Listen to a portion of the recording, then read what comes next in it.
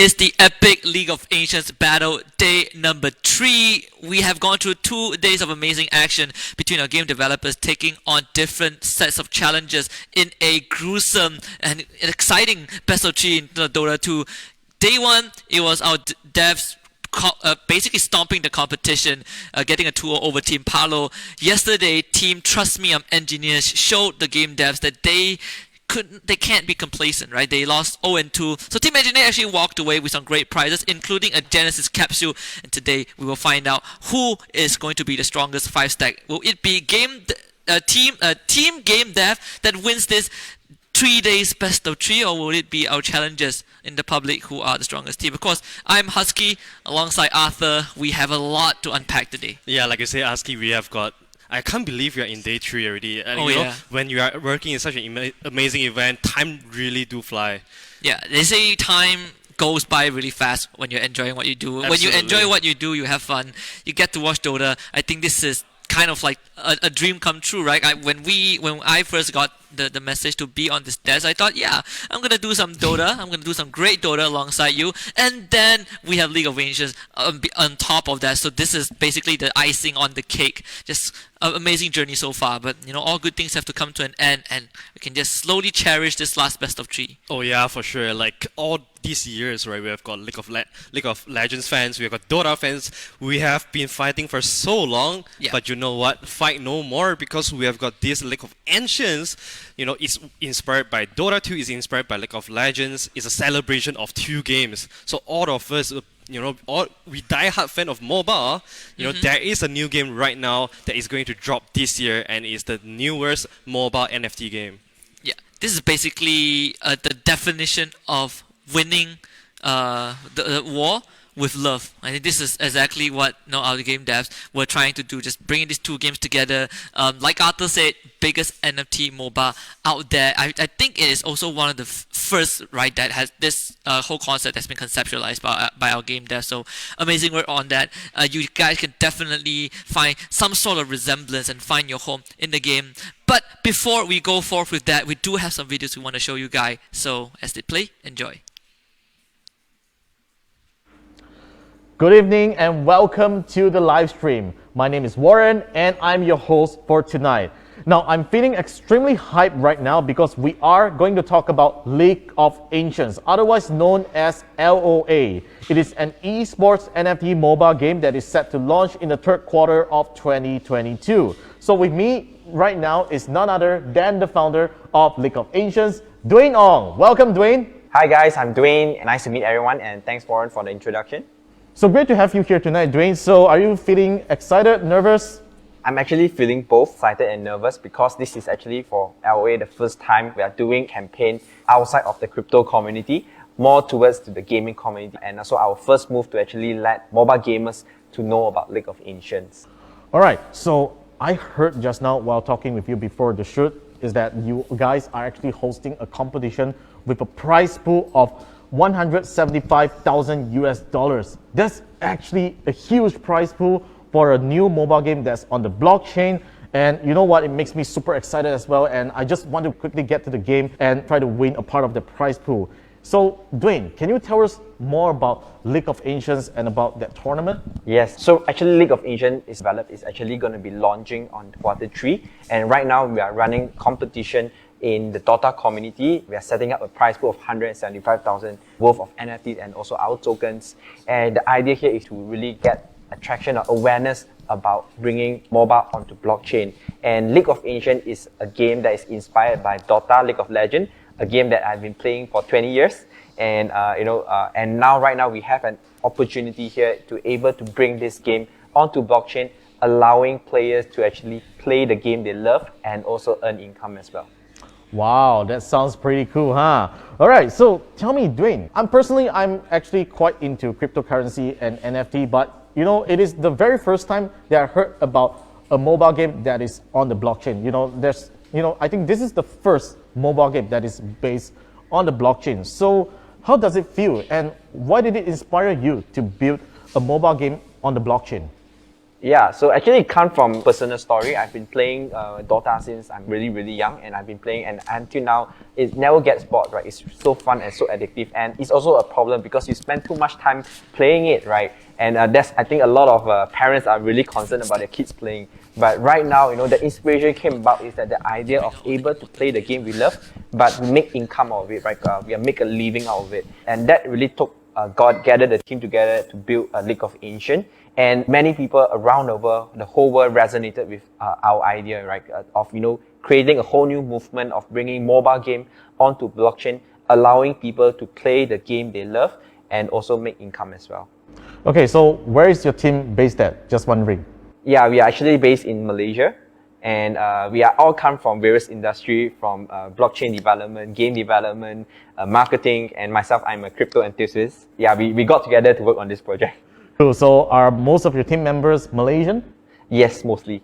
Wow, that's pretty cool. It's rare to actually hear of Malaysians working on a crypto game, and I'm so hyped that I've met someone here that led a team of Malaysians to build a blockchain-based game, all right? So what is the vision that your team have on League of Ancients, and what is the future that you guys have planned for the gamers?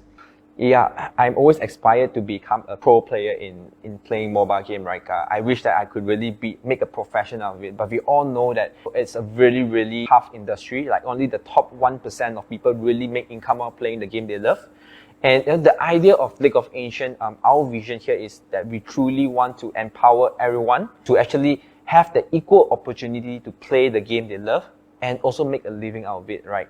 And can develop passion, skills, and they are being rewarded for it as well. And we want to create a game with really, really good quality experience, unlike any other NFT mobile games. Cool. We talked about earning and playing at the same time. So what can users get out of League of Ancients?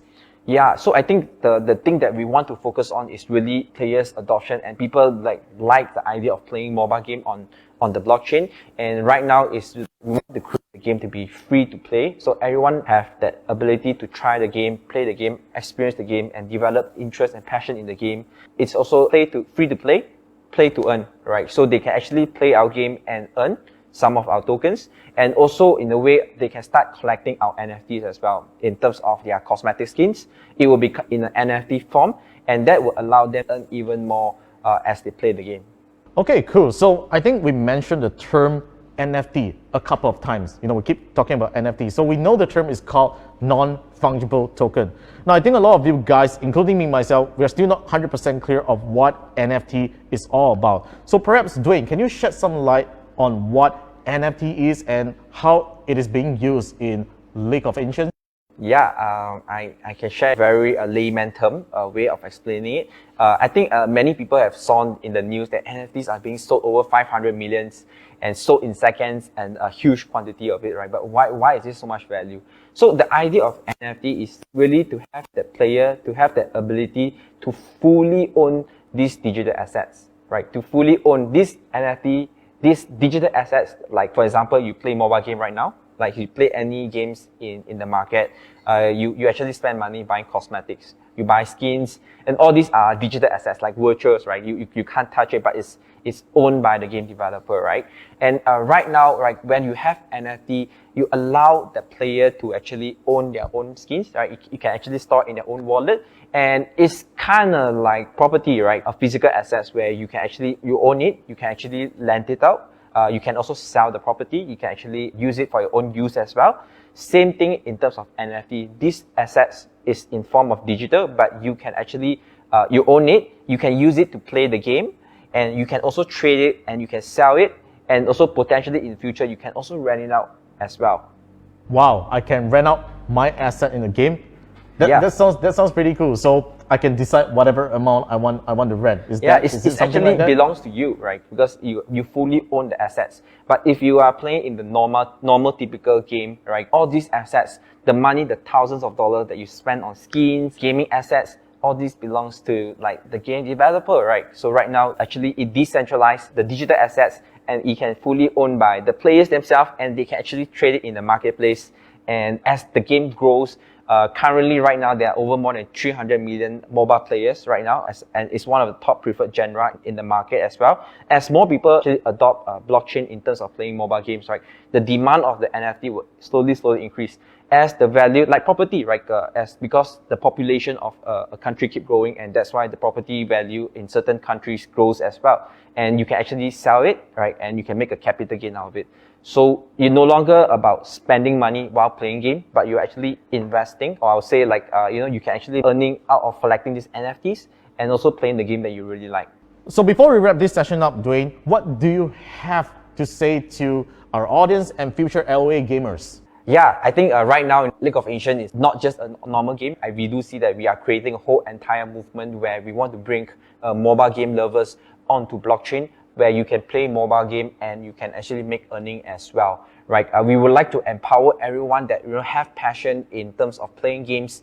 Right now, you are able to empower to actually make a living. You can actually start collecting NFTs and own these assets, and you can trade and sell in the marketplace as well. And right now, we are just at the starting stones, and our game will be launching in Q3 for the testing and official launch on the Q4. Do follow us and check us out, and I think that there's so much more exciting things that will be coming up. Yeah, I think right now the message across to all gamers and also to LOA community as well is that we are just as a stepping stone, and we are creating a whole new movement where we want to bring mobile gamers onto the blockchain world, where you're able to play the game that you really, really love, and you develop passion, you develop interest, and you can start actually collecting NFTs, investing, and also make a living out of it. Do follow us on League of Ancients, and there will be more progress of the game development that's going on. And for those participation in the competition happening in these 3 days, all the best and stay tuned.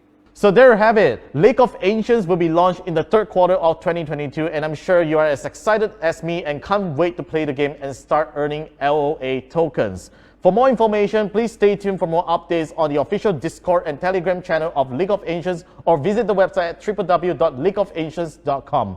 That's it for now, and we will see you in LOA. Bye. And there you have it, an exclusive interview and coverage with the project lead, Mr. Dwayne Ong himself, the man in the flesh, telling us what is about to befell this amazing planet Earth, and also the world of cryptocurrency and the world of gaming. League of Ancients, it is, right? Like you said, a marriage between Dota 2 and League of Legends. We've been at this war for more than a decade now. It is time for us to call it truce and to embrace this birth child that is inspired by two gargantuan titles. Yeah, man, I'm just so excited that now you get to play to earn. Like, I've been playing Dota for so many years now, and all I play is lose MMR. Yeah. And now you have this game that you can play to earn. It's also free to play as well. How excited it is, because our dear development team, they truly believe that all of us, the gamers out there, that share the same passion as all of these professional players, deserve a chance to earn as much as anyone else. Absolutely, and of course, we have not forgotten about our guest just yet. Let's bring in Pinda Panda, who has been with us for the past 2 days. And of course, let's bring her on to the broadcast, because I'm always excited to talk to Pinda and see what she has to say about things. Hello! Hi! Oh, wow! Okay, great. My camera is much better. Is it getting better day by day? Yeah, yes, it is. Your camera is nice, your mic is also very good. Absolutely, just like your MMR is gonna improve every single day. It's just how life works, right? Things always get better, and it will continue to get better. Thanks for being nice. MMR does not get better. Who are we kidding? Let's be real here. That hurt a lot, guys, I'm gonna say. But another challenger today. I'm excited. Do you guys know that? So I was checking something, right? The most heroes played this month. You know which hero was at the top? I want to say Techies. I'm gonna take a wild guess. Pudge? Yes! It was Pudge! Pudge is the most played, actually. It's insane. 5 million times this month. 5 million games of Pudge played. There's 5 million Griffer out there every single month. Minus Ajax. That guy wins games. Minus him, and minus like probably like 1% of the 5 million people actually win games as Pudge. I don't think they won, guys. I don't think so. But I'm just being hopeful here. I don't know, but it's so. I think I'm gonna try and spam Pudge now. I believe it's the hero we should all look out for. Maybe, I don't know. But I have, like, Husky, you've been always asking me questions, right? For the past 2 days. And, you know, Arthur, he's the professional there, but I, like, you know, there's a lot of talk about the NFT going on, and I had some, like, questions of my own for you. Ooh. Right. So I'm all ears. Hit me. Okay, for me, it's like for people like me who's like new to the NFT place, and also for the viewers, right, who are just like discovering this new opportunity. So hopefully you'll be able to explain. Okay, first let's start with a very basic question. What is an NFT marketplace? Can you explain that to us? Yeah, absolutely. And you have just brought on the golden question, because we have been really excited about this, right? So if you guys have not heard of the NFT marketplace yet, don't worry, because it has not been announced anywhere up till now, and I'm about to bring you guys all the good news. So this is where we finally bring forth the launch of the beta NFT marketplace. So to put it in layman's terms, it's basically a non-fungible token marketplace where everyone could trade, mine NFT, and join raffle events. So when it comes down to trading, it basically means you can buy and sell either NFT or capsules. So now that the cat is out of the bag, let me officially let you guys out there know that the NFT marketplace beta is about to go live either by the end of January or early February. So guys, better get your trading skills stocked up, locked and loaded, because this is going to be pretty intense, pretty exciting. So I hear there's a lot of capsules available. Oh yeah. So there are 4 types of capsule in League of Ancients. First of all, you got the beta capsules, which give you 3 types of skins, and they are basic, epic, and elementary. And for second one, you got alpha capsules that will also be giving you 3 types of skins as well, and they are the champion, legendary, and also mythic. And third, you have got the Genesis capsule, which is the one that Team Engineer won yesterday. So you'll be getting 100% of Genesis skin out of this. And for the last but not least, we have got the LOA capsules, which you'll only be getting during the raffle events. Yeah, so But there's a lot of things. that's a lot. That is definitely a lot. That's gonna take a little bit to soak in. But can we buy these skins now, or do we have to wait? For now, Pinda, we won't be able to buy any, unfortunately. They sold out on the very first day of the public sale. So in order in order to get it, you have to join the Stake to Win contest, which is going on right now. Or you could also join the beta capsule giveaway, which is also going on right now. So for the beta capsule giveaway, there's a link in the description down below. Click it, follow the instructions, and you stand a chance to win 10 beta capsules. If you want to join the Stake to Win contest, it is ongoing right now until the 23rd of January, and it's open to public. No whitelisting needed. Just make sure that you stake at least 1 LA token, and you will be able to win some really cool prizes. You're telling me it's sold out on the first day. Oh yeah. Yes. So there's no hope for me, huh? There's no hope for us as no well. hope. Because there's way too many people competing in the giveaway. How am I supposed to win, guys? Yeah, I mean, to be like what our project lead did mention, right? This League of Ancients has tens of millions of people already playing, and these guys have already invested so much into the game itself. So I would say, for now, we don't get to make any purchase as of yet, but down the road, we definitely will be able to join back the marketplace, and also, play our part in staking those LA tokens and getting some awesome NFT skins. Could you let me know first before you announce it? I wish we all knew. I wish that information is beyond our pay grade. But there's this one thing that I'd like to let you know first before I announce it, is that we are going to look at a special preview from the game development. Let's take a look at our character of the month. He's called the Leon Fizz.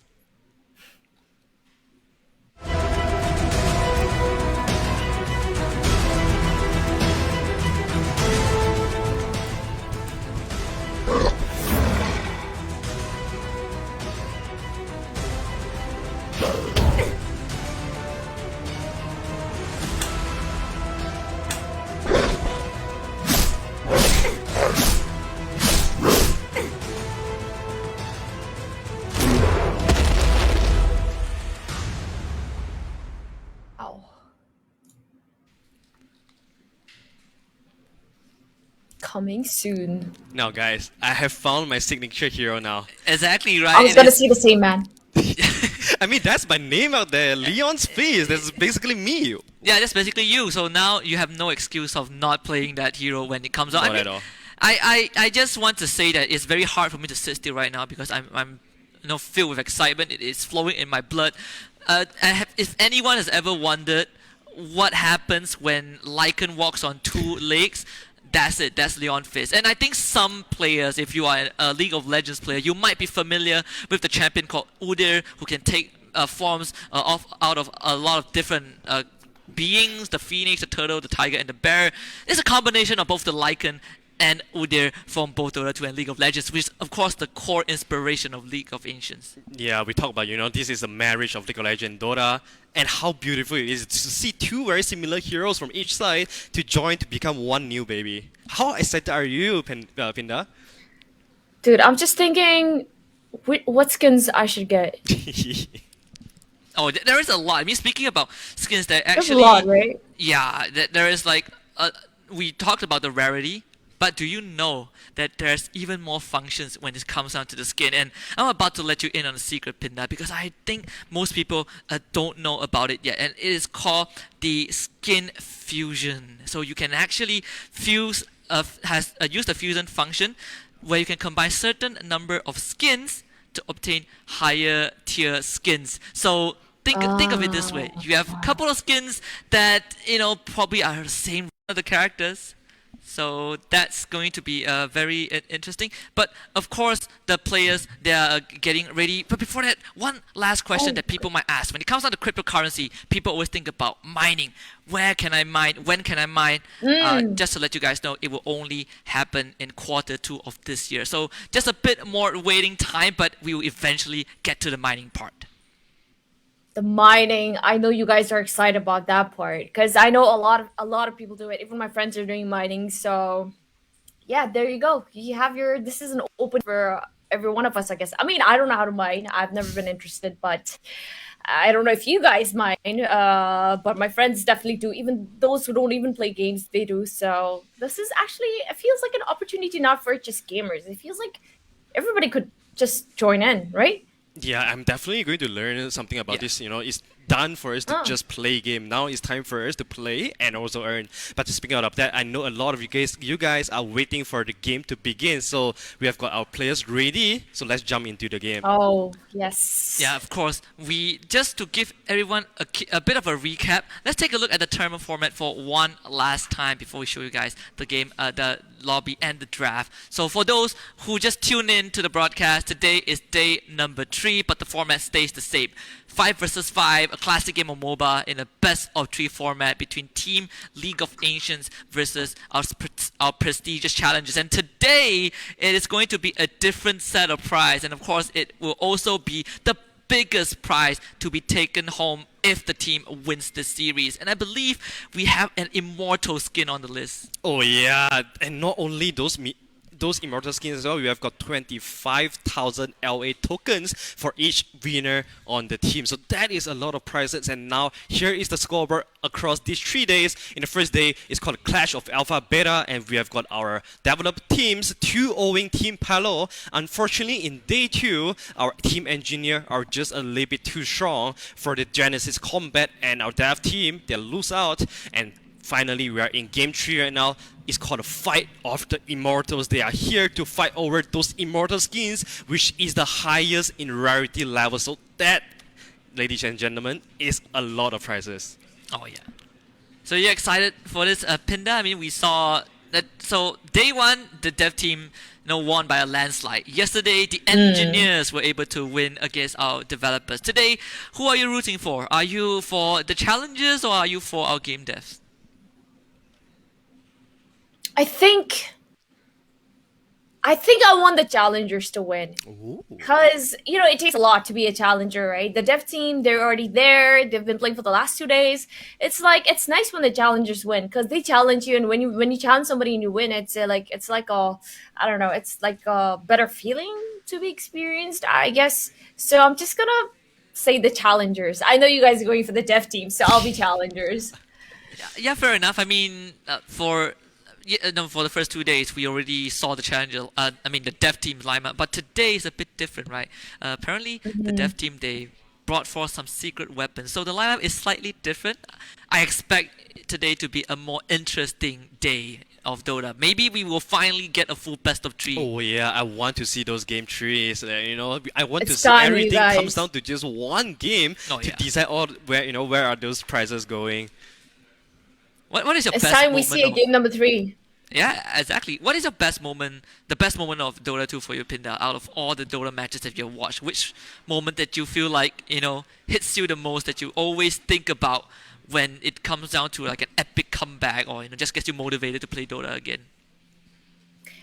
That's a very good question. It's, the best moment for the moments, like, in overall my life with Dota 2 has been when the enemies have mega creeps and you have your ancient left and they're like trash talking, oh, you suck. And then like we turn the game around and we actually go straight throne and they all die, they throw, and then we just end it.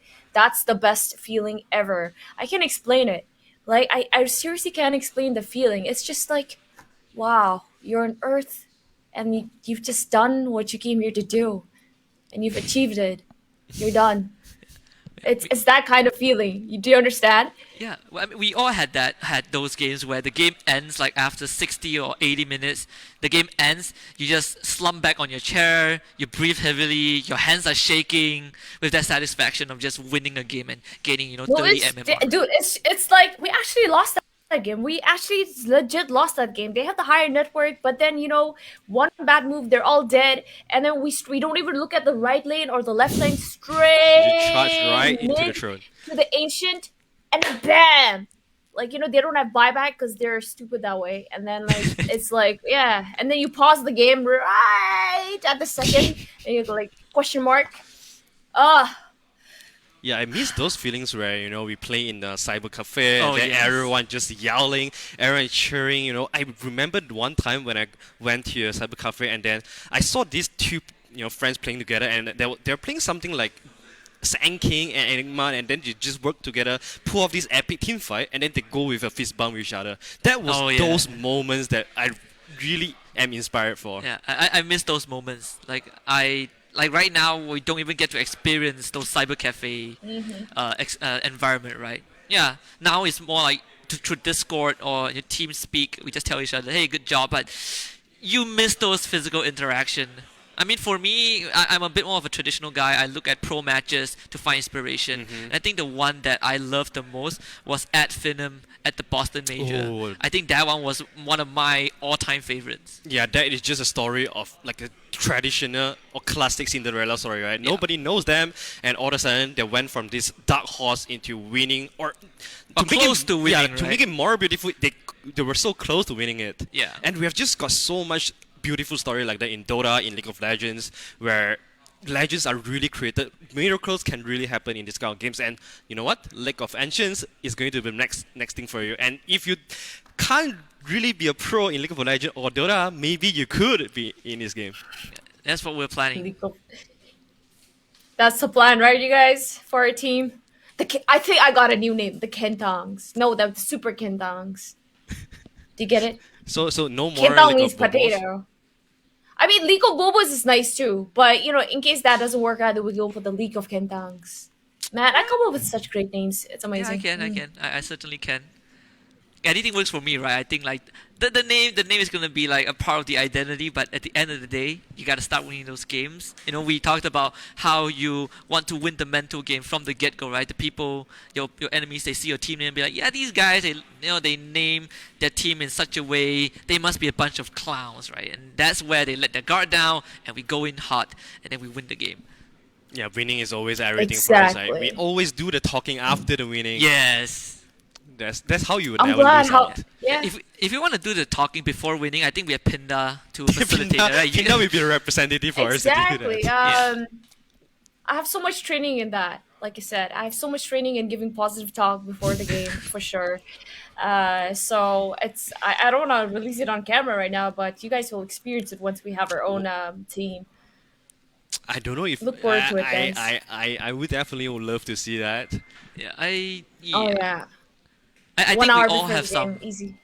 We've all experienced that to a certain degree, right? Yeah, I mean I've seen a lot of videos where Pinda gets really hyped and then suddenly she was carrying a keyboard and we all know what happened after that. Yeah, the keyboard became the luckiest keyboard in the world. Just so much love and I'm- care. Guys, I'm better than that now. Can't you see? I don't even get angry. I'm smiling. I'm fine. I've come a long way. Yeah, I think. we all have. Lovely as always. But the draft just started, and this is where we would need you to assist us once more. We are finally seeing a Mars ban, a hero that has been led through for both day 1 and day 2, and finally it gets prioritized in the ban phase. But Monkey King and OD, very classic ban. We've been seeing those two heroes getting taken out time and time again. So is there going to be any difference today? Our dev team definitely is a bit different. Yeah, we've got some new lineup, some new addition to the team. You definitely know that they are very serious about this last day. So I expect nothing but a very, very close series. Obviously, we don't know anyone from our challenger team, which is what makes this even more exciting. But looking at the bands, you can really tell that these teams, they are serious because these are all the popular bands that you see across the tournaments right now. Yeah, the Udi ban, Bara ban, very, very typical right now. Pretty sure. What else is gonna be? I mean, there's a lot of heroes that can be picked and banned, especially right now. But I'm glad they banned the Udi because he definitely want that hero as the first pick in either of the team. I guess Snapfire. Lovely. We did talk about Snapfire yesterday, right? Like when we were discussing about armor reduction. How do you want to deal with heroes like a Monkey King if he wants to beat you with the Jingle Mastery? Armor reduction kind of does the job, right? It was a Monkey King into a TIE Hunter, and then you mentioned that there's TIE Hunter with the Gush, put the Snapfire there, Monkey King suddenly doesn't want to fight you as much. So I'm really happy to see Snapfire. It also kind of takes away some possibilities of like a Phoenix or an Undying. They can be easily shredded by the Lil Shredder, when it comes down to the Egg or the Tombstone. So I think this is a great opening, but what do you think? Yeah, another thing is Snapfire is just one of the strongest position 4 right now that can enable a lot of different offlane picks, right? Because you can pick a lot of different, Tide Hunter could go well, Sand King could go well, Centaur could go well. So a lot of this, you can find synergy between them, and it just makes the offlane a lot stronger. And not only that, you can always flex him to position 5 as well. And there we go, the Snapfire plus TIE Hunter combo that we see a lot in the tournaments right now. And there is our developer teams for today. We have got 5 gentlemen, and you can tell by their faces they are dead ready for this game. Oh yeah. So Timber getting picked up by our challengers. So they have the Weaver Timber, kind of an expected pick, right? 2 strength heroes on the side of our dev team. Timbersaw is a very straightforward answer to that. Oh yeah, for sure. I mean, Timbersaw, this is the first time we see Timbersaw in our event as well.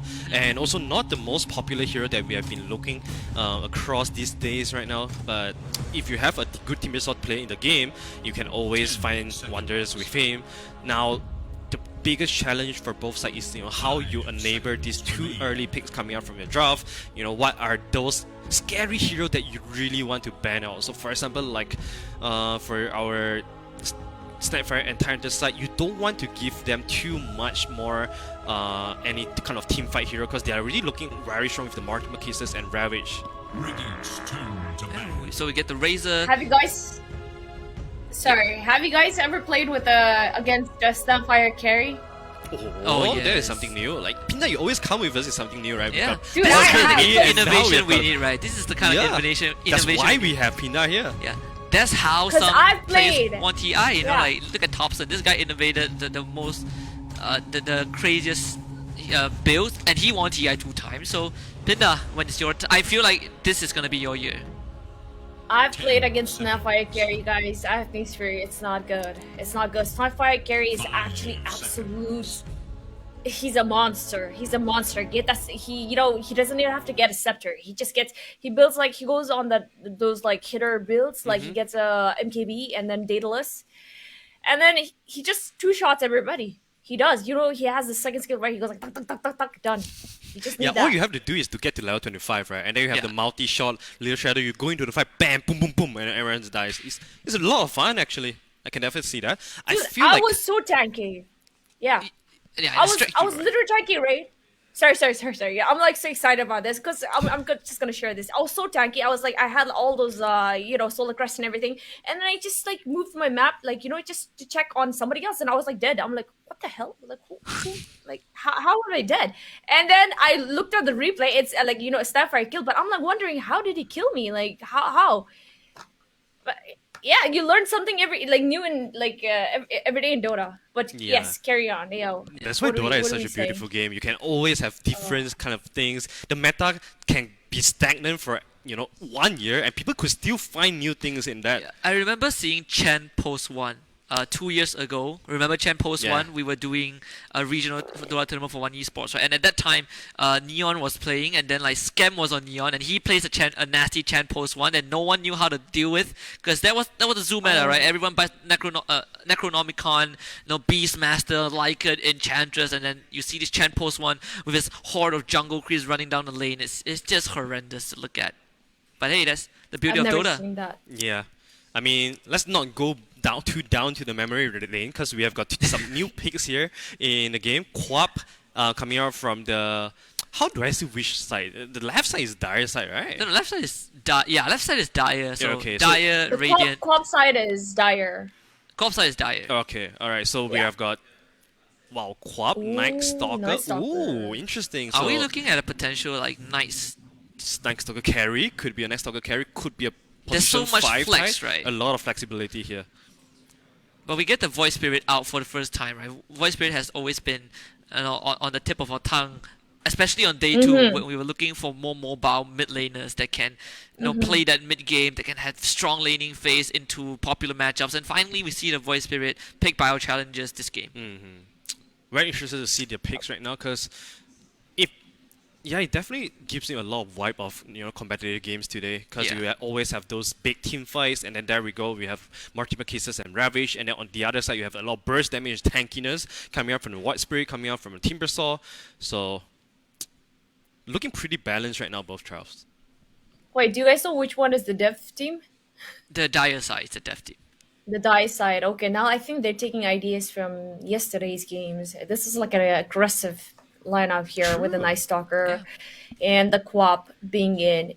As soon as the Tide hits level 6, I guess they're gonna make rounds. But I'm gonna be honest. I would hate leaning against this Timbersaw. I don't know who they're gonna pick as their number 1 position, but this Timbersaw is so horrible to deal with. You just don't wanna once it gets that armor regen. I hate that. Like after 3 minutes, I'm done. I'm like, guys, I'm going jungle. Bye. Goodbye. Yeah, speaking about the reactive armor, I want to just take a look at the draft from our dev team, right? Because they have a lot of magic damage. You have Night Stalker, he has Void. Obviously, the Crippling Fear can kind of silence the Timbersaw if he just sticks onto him. You have the Sonic Wave. The Quap basically deals a heap of magic damage. Monimus Kisses does the same. So does this kind of solve the problem against the Timbersaw, or do you feel like it's still going to be an issue for Dire to deal with? I mean, for Dire side, they definitely have what it takes to kill the Timbersaw. It's just that you want to do it quick. You want to do it before this Timbersaw comes into the game with a lot of armor that makes him super tanky, like the Hood, like something like Lotus or a U Scepter that can mitigate a lot of this damage. So I do agree with Pinda. I do think that this draft that our developer got today are a lot more aggressive compared to the previous days. And this is what you want to see, right? You want to see them being able to match up the early game aggression from the enemy. And I think we will be getting a very action-packed one today. We also got a TB ban and the Lash banned out by both teams. So a Terrorblade, Pinda, you did slightly touch on Terrorblade yesterday. You wanted to see the dev team play so that with that Metamorphosis it could possibly contribute to a fight in the mid game if needed. But now without the TB, what other heroes can the dev team look at? I mean, P is still in the mix, right? I don't know if P is still in the mix. Okay, Monkey's been banned. What else? It's a good thing they banned Razor. Razor has proved to be a very annoying hero to deal with. Yeah, how Dude, about I the don't know, CK like, that you have been wanting to see yesterday? Do you think CK They're could not be a picking good it up, fit here? man. It would. It's always a good pick. Especially with Snapfire, Sneaky could combo really well during lane. But then nobody hears us, guys. They don't want to pick CK heroes like CK. They pick heroes like Draw Ranger could be good here, actually, to be honest, for the dev team. Okay, so the last pick. You have the silence. Wow. Whoa. Okay, we get a Naga Siren. We have some RTZ fan here in the challenger squad. Maybe a Toro fan after TI10. You never know.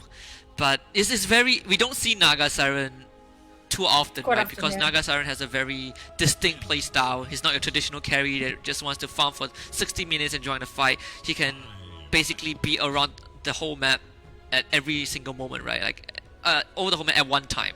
So how do you deal with the Naga Siren right now?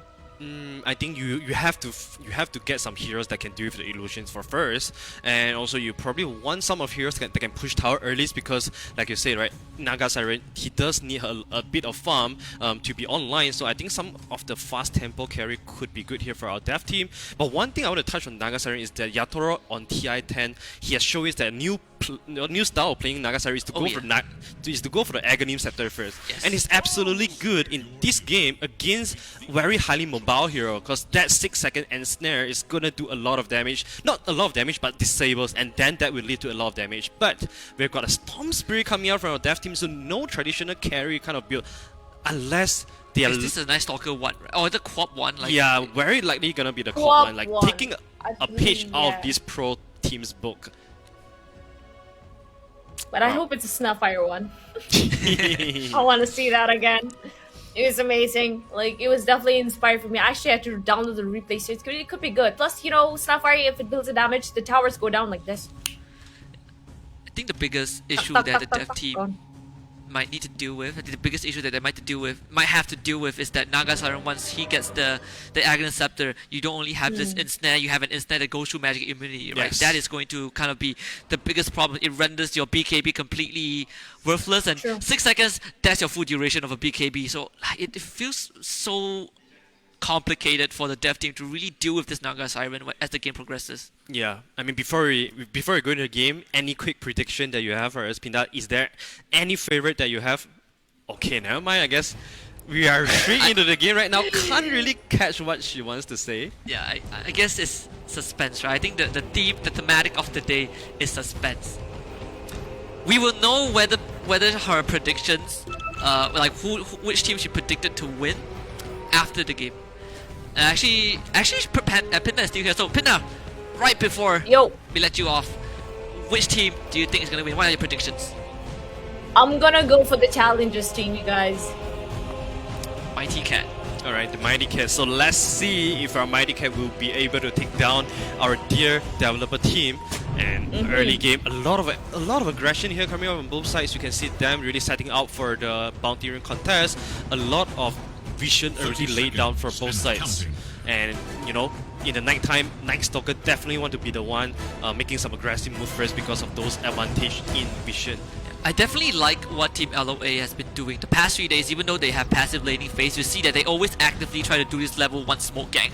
And this Naga Siren actually standing under a ward. She uses the mirror image, but they found the real one. Do they have enough damage to take her down? Though she's under the tier 1. Good cookie to follow up. The Gush is there as well. But Naga Siren has a crap ton of armor at level 1. They just need a couple more touches, but she still gets away. They might be able to deny her, and they do.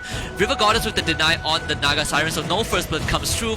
Team LOA will be only getting two bounty runes actually. In fact, for the Timbersaw was able to get the one on his side. So I would say for Team Mighty Cat, they didn't really lose too much. Alright guys, I do believe this game is going to be super competitive because we have got a pro player Yeah, I think on the challenger's side.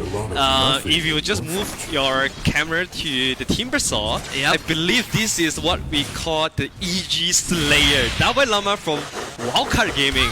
Oh yeah, I think it's him, right? Like I see DAVAI Lama and I'm like, yeah, we have a game on our hands. So we will see how he is going to kind of lead Team Challengers to victory. Because Team ITK right now, they are not only fighting for the win, they also are going for that immortal skin once they beat our dev team in the series. So there's a lot on the lines, but hey, our dev team, they fielded a different roster today, and it seems like the laning phase is looking a bit better than it was 2 days ago. I mean, it definitely is looking a lot more stable compared to 2 days ago, and it seems like the CA chart-wise, Area 1 is farming pretty well, everyone is growing pretty well. The only thing is that is a little bit sad for our dev team here is that Snapfire is forced to get this cookie at level 1 for the first blood, right? Unfortunately, Naga Siren got denied, which is a good play from Void Spirit, but having the cookie level 1 really reduces your ability to threaten or to harass out this Weaver that you can see now using the Tsukushi really putting down slow harassment. Yeah, and of course has the Germinate attack as well, so those double hits is going to really hurt Ajax in this laning phase. We also saw a bit of a role swap from these guys. We see Beth now playing that TIE Hunter support. Ajax also went from Makoro to the Snap support, and of course this is going to really shake things up for Team LOA. But they are running this Quap position 1 and a TIE Hunter 5, so we are not going to see this TIE Hunter being that too beefy of a tank in the front line. It's all about that Ravage. However, the concern is Beth even going to get to that point? Yeah, I mean, it was still a good adjustment, right? Because you saw, like you say, Timbersaw against the TIE Hunter, you don't really want to be a beefy guy because you get shredded out so fast. So I like this adjustment coming from our dev team, having the Queen of Pain definitely speed up the tempo of this game by a lot. And then when it comes to the late game, you always have the Storm Spirit, one of the best late game heroes. So I do like this synergy or dynamic coming out from our dev team. I do believe this is some kind of Dota that is very, very new to us in these 3 days of event. Yeah, and Storm Spirit and Void Spirit, the Spirit Brothers, duking it up against each other. I want to focus on that a bit. How do you think this lane is going to pan out? Well, I believe, both sides have a lot of different spells to harass each other. I really think this is a very skill-based matchup. Whoever that's gonna be able to press their spell a little bit, outplay each other with very, very magic stick is gonna have a pretty good time. But you know what's always most important for the Spirit Brothers? You want to control those water run and power run. So I feel like communication between the mid players and the supports is going to be so important, because you need to have full control of those power runs if you want to have an advantage over the other Spirit Brother. And that was one thing that we didn't really see in the past 2 days. Whereas when it comes down to the water run control, we didn't see much rotation from supports of either team to get those objectives for the mid laners. So perhaps for this game, for this grand finals, or at least for this best of 3, we will see a bit of that adjustment. So far, no movements from either support just yet. The Rubik and the Weaver, they're staying in lane. Ajax though in a heap of danger. There is a sentry there, so this Weaver definitely felt a bit threatened. That is going to allow Ajax to walk out with a slither of health and solve himself back up to a healthy state. Yeah, this is one of the better things that you can achieve as a position 5 Weaver, because you're able to force the enemy position 4 to buy a bunch of sentry, right? And you as a position 5 Weaver, you don't really mind spending that 50 gold into destroying your enemy's economy. So I do think this is one of the biggest strengths, and you can really see those illusions coming in to constantly harass Ajax out. So this is where your position 4 is going to get forced into a very awkward situation. Do you want to buy South? Do you want to buy Sentry? If you want to buy both, that's such a big damage to your economy. They do get a couple of pokes, but there is the cookie though. Again, this Naga has a lot of armor. That's going to be first blood. They have to make it worth it by trading this Naga back, but it just looks impossible. The illusions and the body blocks plus the Riptide. Hero is so low, but does have the magic stick charges to heal himself back up. Now she starts the south going. Shukuchi cancels that. Does not have much remnants of health left. They will glyph up the tier 1. TP coming back from Ajax, but it's a bit too late. The Riptide and Germinate attack will finish off Hero, and Ajax just could not provide assistance in time. Yeah, now we know that we are going to see a very high quality games when the Naga Siren player could pull out these micro levels of plays, right? And they are also using those glyphs to force, to push the, to dive the tower very well too. So that is some really nice play coming up from our team Mighty Cat here. And from mid side, if you look at the CS, it is really balanced and close between these two Spirit Brothers. 36 on Storm, 31 on Warrior Spirit. So I guess level 6 is really a timing that we are looking for from these two mid laners. Once they get the level 6, once they get those strong power runes in, that's where we are going to see some movements from them. Yeah, we're loving this already. Just minor goal lead for Team Mighty Cat, not too big of a deal, at least for the first couple of minutes. We get the Soul Ring, we have the Urn being purchased, both on the side of Team Mighty Cat. Unfortunately, the Weaver Courage just got sniped only after he got the Urn of the Shadow, so not too big of a loss in that regards. We saw Hero clearing out the small camps. It feels like this off lane for Team LOA, they are really trying to get as much scraps as they can in terms of farm. Oh yeah, for sure. And there's a small pause here coming out from our dev teams, and it seems like, this is just a game 1 thing, right? You need to get as comfortable as you can in a new setup. So I guess, since now we have finally entered the night time, this is where your Night Stalker wants to be a lot more aggressive.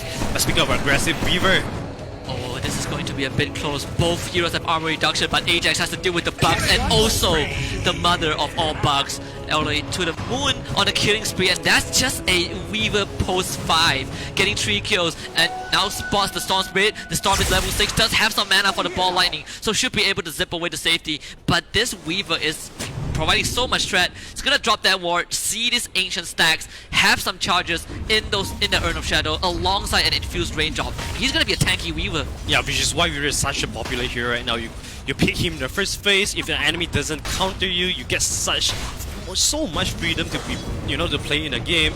And we just saw him not only trying to threaten the life of the Storm, he also managed to put down a very deep ops as well. That is going to scout the movement of this Queen of Pain, of this Storm, and top lane, Timbersaw is really laying down a lot of harassment here, using the siege wave to put down those damage on the tower. Of course, you have the Ruby to help them up as well.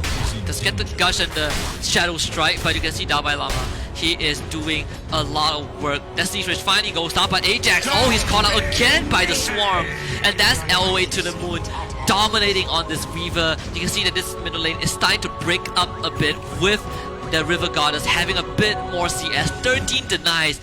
The bounty rune gets stolen by the Storm. He's making that rotation to the top lane, but Team Mighty Cat, they know that this is happening. They should be prepared for this potential gank. The pings are coming out. They have the ball lightning to get on top of this Ruby. The question is, will they go for it though?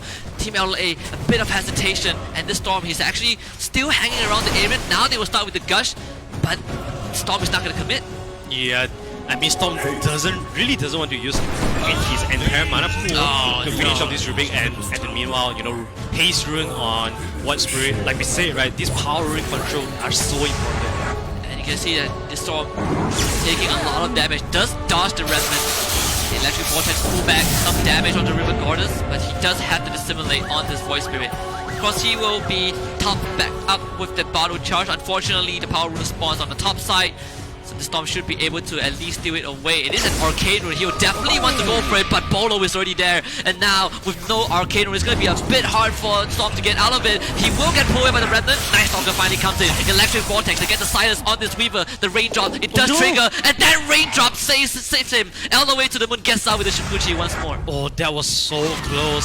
Developers really wanted to kill, and okay, somewhere around the map, Apple on the Queen of Pain managed to snipe off the Rubik with the Sonic Wave. So that is some good rotations coming in. But then again, this 2 minutes long Sonic Wave cooldown is expanded just for position 4, and now you have nothing for the Timbersaw. And this is where the Timbersaw really want to put down those tower damage, those tower pressure. And you can see him playing really aggressive here, just allowing his creep to get those punches into the Q1 tower. I mean, if that Weaver died, that would be a huge goal injection, but we finally saw the effectiveness of that infused raindrop. That one damage block from mitigation from the Remnant was literally enough to keep him alive. So LOA to the moon continues that reign of terror around the map.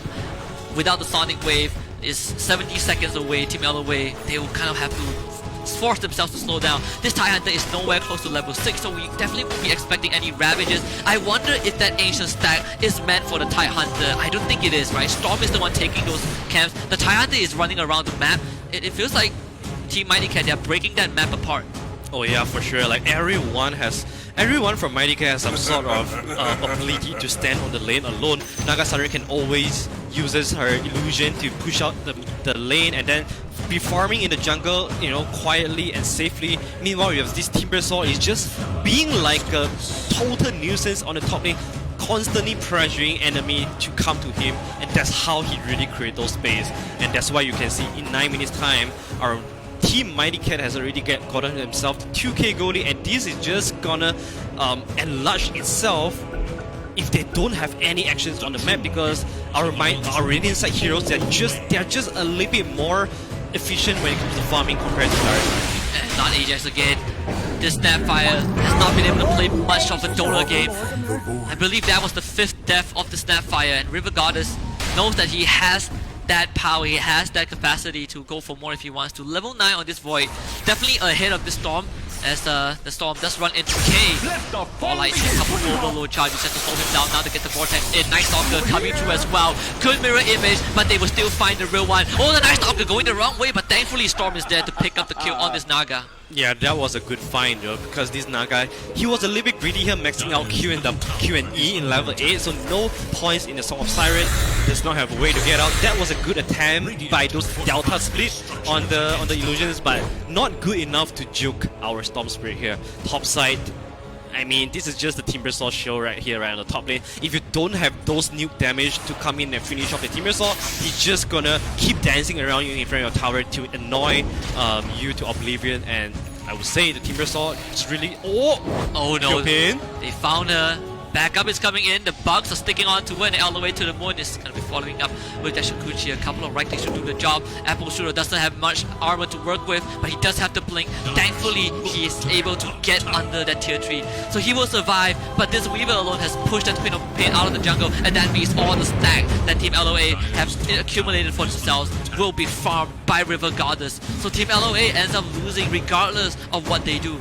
Yeah, I like this movement coming up from Weaver. Like, this is what you can do when you're on Weaver 5. And if you compare it to our dire side, there's no heroes on dire side that can really do this recon job, right? You don't have anyone that is elusive enough for you to go into enemy jungle to drop down those deep observer ward. Because if you saw, we have seen how much work this Weaver has been doing by just preparing his team with all this deep vision, and that's just gonna enable the Void Spirit. It's just gonna enable the team to be as aggressive as they can in a very safe manner. And for Mighty Cat, they are still shooting right now, but while they are shooting, they are also farming really fast. As you can see in the network chart, 3 of their cores are top of the network chart. Yeah, and we get the fresh Jewel Scepter for this Void Spirit, and look at this juicy stacked pet. Serve on a silver platter just for K himself. He will get another stack going with the with that camp spawn timer, and now he will start to farm them out with those illusions and the Riptide. He finally got some of the Siren. Sure, he died just now, but we see the max levels in Mirror Image and Riptide finally coming into play. Those camps are gonna go down like dominoes. And at the same time, DAVAI LAMA, like you said, he is just having a one-man show in this top lane. Not on top of the net worth, but no one can actually kill him. 3-man smoke from Team LOA. Let's see who they're looking for. Bottom lane seems to be the target. This Weaver is pretty rich in terms of net worth. If they can get him, that's a huge streak going over to Team LOA. But the question is, can they find him though? He's now going to Shukuchi. Now he shows up. Hero knows about it. Does have the crippling fear for the silence, but they need to make it quick. Now they finally get the void. Crippling fear is dead. They need a bit more cookie into a ravage. They need some more damage. Where is the output? There's no. He gets the time lapse off. They dust him out, but it doesn't really matter. Shukuchi's the other way. Throws out the swarm. Backup comes in. Bellow TPs into the fight. They get the lip onto Ajax. They bring him back. DAVAI LAMA shows up, and this is the gut rate boss that you all want to avoid. Chakram. There is the cookie. They do kill the Weaver. Finally, it did take a bit too long, but now they need to get out because DAVAI LAMA is going to town with that Chakram. Kills up Ajax Fabulous. Instant buyback from the Snapfire. They really want this fight, and they will go on to battle. Apple Strudel is also here, but what about DAVAI LAMA? He's doing everything he wants. Beth is on the second one on the chopping block. They will try to kite him. They bring in the storm, pull him back with the ball lightning. Sonic Wave cutting through. The hood keeps him alive. They even use the Olympus Kisser, but the use cancel is there. DAVAI LAMA still goes down, but that is a lot. Good cookie on the Void Spirit, and they blow him up. Apple Strudel on the killing spree. Now the Weaver, he just trying to fight. No time lapse for you, but that's the Shukuchi. Is there any dust though? They go for the blink, Scream of Pain, but it was the wrong location. Team LOA somehow managing to pull something out of the bag. Oh, that was such a huge turnaround for our dev teams. Those instant buyback, you can tell that this team, you know, they are yelling at each other. They know that this is the fight that they are going to commit into, and well, they got a lot of kills for themselves, and they also expanded all their ultimates. So this is where they really need to get those returns of their investment in. They need to bring down those towers, and you can tell Team Mighty Cat, they know that those big ultimates are down. They really want to defend this. They don't want this tower to go free for the dire side. DAVAI LAMA comes back for round 2, and this time I don't think this Night Stalker is going anywhere anytime soon. He will throw up the silence, but those bugs will quickly chip him down. He's gonna die, and meanwhile, the Queen of Pain, Afro Strudel, his courier just got sniped. That's the full Kaya for this Queen of Pain. The Storm just got the Orchid, so perhaps that will help them blow up this Weaver when they want to. This Rubik, also not too safe, but Ajax. Oh, poor Snapfire. Granny Bell. He's in a world of hurt. That cookie is not gonna do too much. Timber changed into a whirling death. That's, I believe, the 7th death for him. Yeah, Jax is really having a tough day today. He is not expecting this kind of high-level coordinations coming out from our challengers today. And speaking about that, top lane, Naga. Oh, Apple Strudel managing to blink away, but this Night Stalker doesn't really want to fight this Naga head-on. Song of the Siren just in time. Get the TP out right in front of everyone of Team LOA. Unfortunately, there's no way to cancel this TP. Team Mighty Cat will be able to keep the Naga alive.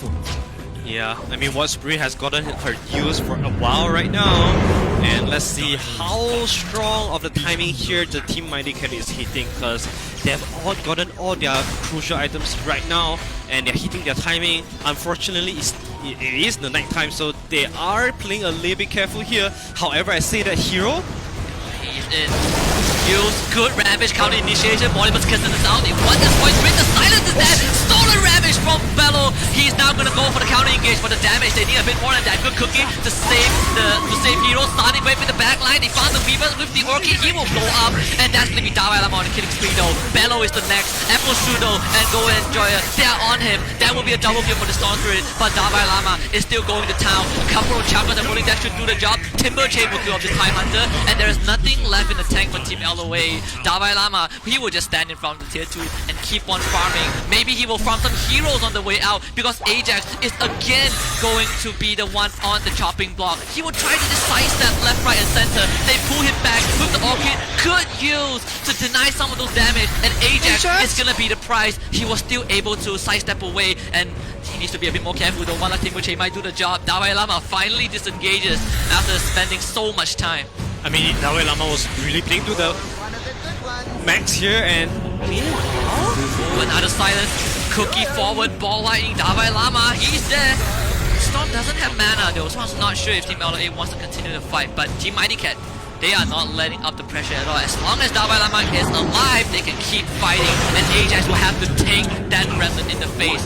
Beth is the second one. They have the dust, but it doesn't matter. No one from Team LOA can provide any form of assistance, so both supports die. DAVAI LAMA was really pushing his limits there. They know that there is no Ravage on this Time Hunter, and it is really what has been keeping our dev team safe here in all these engages.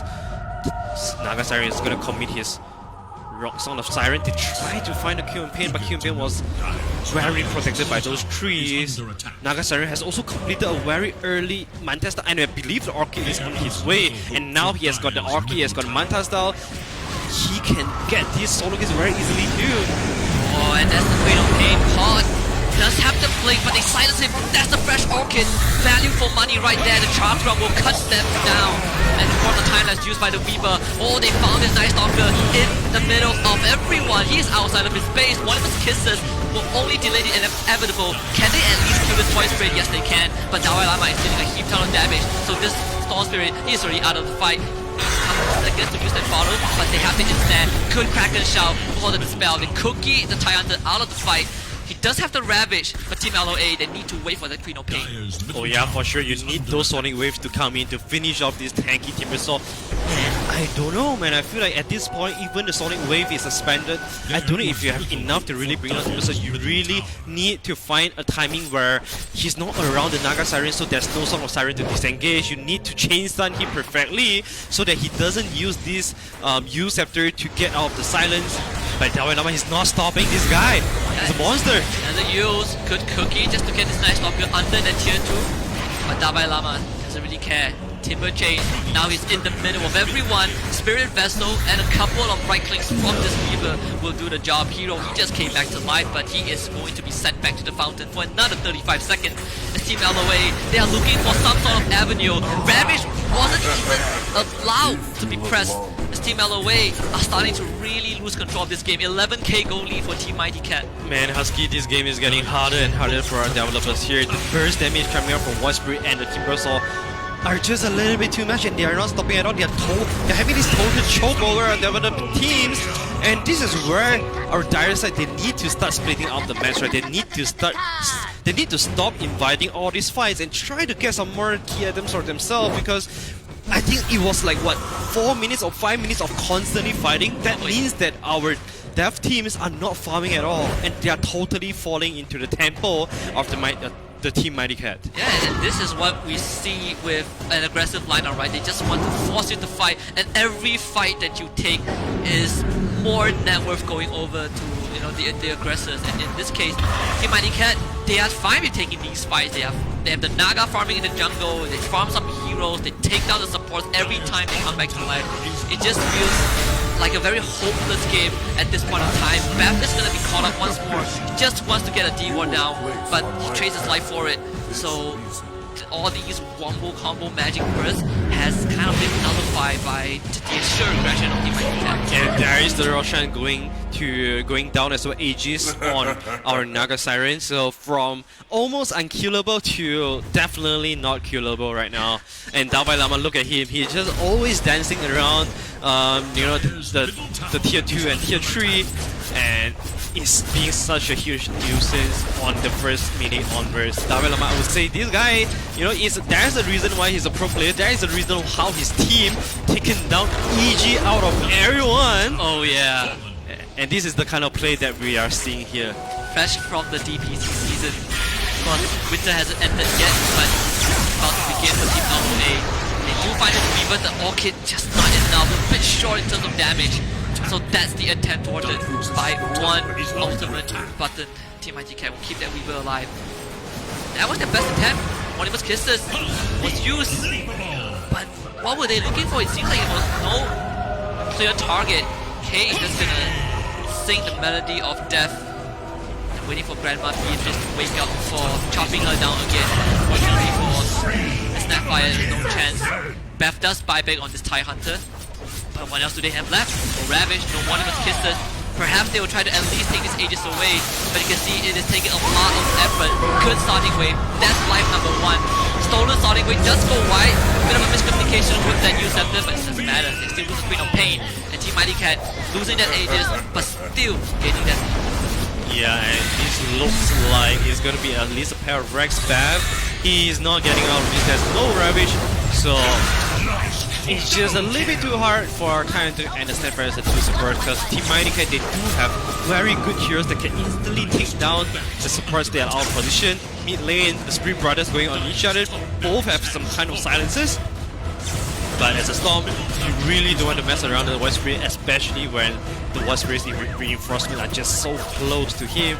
And now, we see Naga Siren just slowly punching down those towers. Not the greatest tower pusher, but when you are so far ahead, everything seems a little easy for you. And he just got a fresh start. Look at that. The mirror images slicing up the Snapfire. Now with the newfound Scotty, even without the Aegis, is 95% unkillable. But for Apple Shooter, not so lucky. Let him down, and that is that will be enough.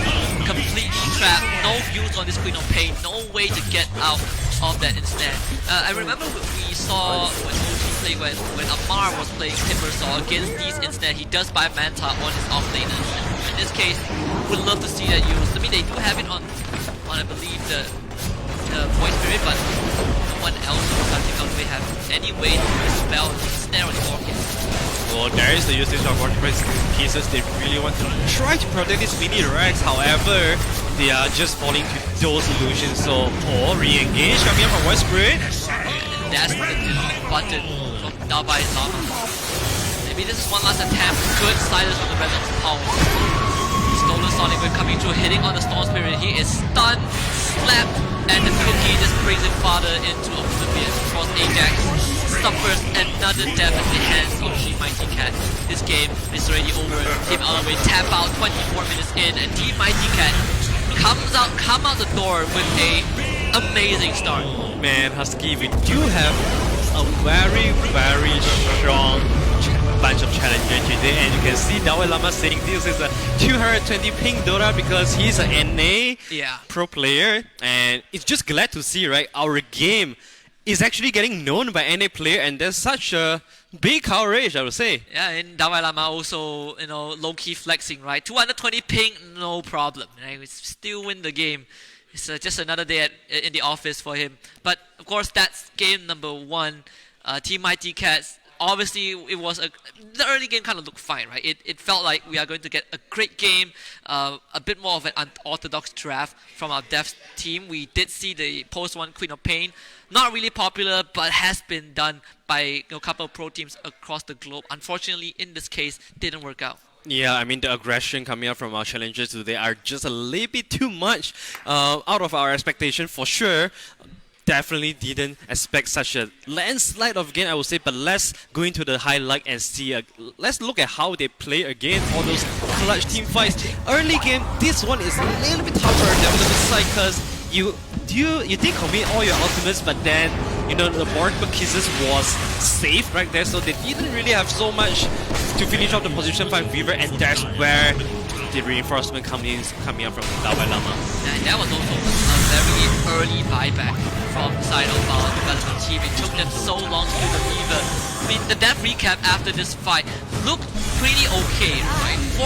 Four kills for the side of Team LOA and only 3 deaths, including that buyback. But it felt like it didn't really matter in the long run. The Naga Siren wasn't even involved. He's like, guys, just you can fight your own war. I'm just gonna keep on farming. And it looked good, but maybe the return wasn't as thought it was. Yeah, I believe that was the first death and the only death of our Team Bristol as well. Like, you're dropping Mark McKisses, you're dropping Sonic Wave, you're barely killing that, and LA also survived out of that engagement. And here's really okay. What it was a good counter initiation coming up from Beth, but the stolen ravage was just a lot better coming up from Rubik.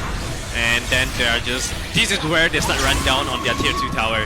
Yeah, and I remember we were around the tier 2 tower for a couple of minutes. I would say like 10 plus minutes. They were just taking constant fights around this place, because you know that when you have a Timber Sword that is unkillable, all you want to do is to be, is to appear around the enemy tier 2 tower just to make sure that they feel those pressure. Yeah, if you tell me that DAVAI LAMA is playing at 220 ping, I would not believe you. I would not too. Definitely didn't seem like it. Yeah, how is this 220 ping? Like, imagine if he's actually playing on proper ping. Like, just great performance. This is definitely a highlight for Team Mighty Cats. But for the side of our dev team, it is always going to be a constant question we ask regarding the team that lost the game. What is there left for them that they could do to prepare for game number 2 of this Mighty Cats? Well, I mean, first of all, you need to, like, it's the old question again, right? In the laning phase, you gotta be able to stabilize the game. You don't want to give too many advantage for an enemy going into the mid game, and this game definitely feel like Ajax unfortunately getting punished over and over again by the Weaver, and Weaver is able to use those advantage to dropping really deep ops that enable this Timber Saw and Void Spirit to snowball off those visions. So that is something that you have to be very careful, and what's a more easy answer than banning the Weaver. Yeah, and there's a lot of heroes that they need to ban, right? I mean, Team Mighty has shown their hand with the Timber, with the Weaver, with this Naga Siren. There's so much heroes that needs to be taken into consideration. Now, the second question is, what are them thinking? Actually, we can see them, they are having a dinner. Maybe they haven't had the dinner buff yet. That was the question yesterday, right? They got a bit more buff after having their meal.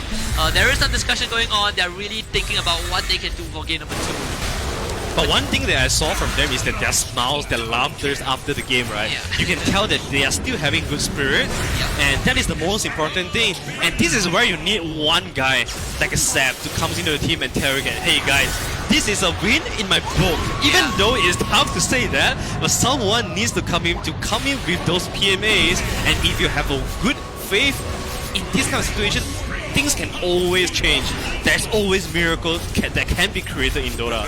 In certain situations, we call that optimism. In certain situations, we just call it denial. But however you want to look at it, as long as it gets the mental up, that's what matters. And of course, when you can force the dev team to tap out with a GG rather than breaking the throne, you know you have done it. This is the current scoreboard. So Team LOA, our game dev, they are backed. They have their backs against the wall. One more game. If they lose this, Team Mighty Cat is going to walk away with an Immortal skin. Oh, Immortal skin, and not only that, you have 25,000 LA tokens as well. Who knows how much this LA tokens is going to cost in the future, right? So Pinda, welcome back. And we have Pinda in a short while, but I really want to ask how did Pinda feel about that Timber Saw, because I know that you hate all this very tanky, annoying hero. How about Timber Saw? We are Sword Punch, and today, damn, I think we all are at one degree hate Timber Saw, right? Yeah, I never liked Timber Saw. DAVAI LAMA with a 220 ping game. Wow, he's actually flexing at the end. You saw that, right? 220 ping game, GG. It's easy, GG. But I'm glad they didn't put any GG. Easy. So basically, what happened was like the Timber Saw happened, right? It was. I definitely think that hero was highlight of the entire game.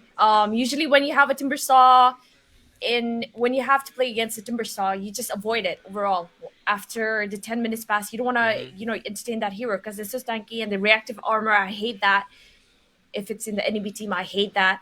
So the plan is usually okay, guys. We leave the Timber Saw for now. We'll focus on him at the end, and we take care of the rest of the heroes.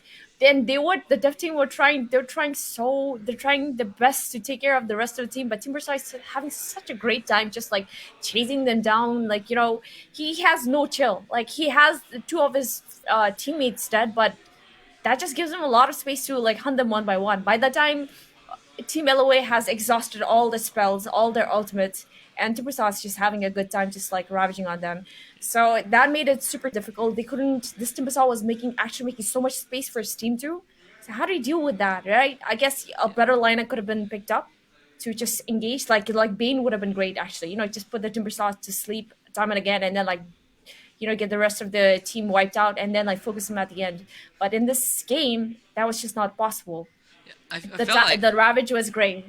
I felt like I found the perfect analogy to describe Timbersaw, right? If you guys want to know what Timbersaw is or how Timbersaw functions, Timbersaw is like a spoiled brat. It's like someone else's child that didn't get potty trained at home. So he's gonna go out into a shopping mall. He approaches you. He causes trouble. He throws stuff at you. He bites you. He claws you. He scratches you. But when you beat him, his whole team comes, like his whole family comes and beats you up. That's basically Timbersaw. He's just this guy who is built. He's just built.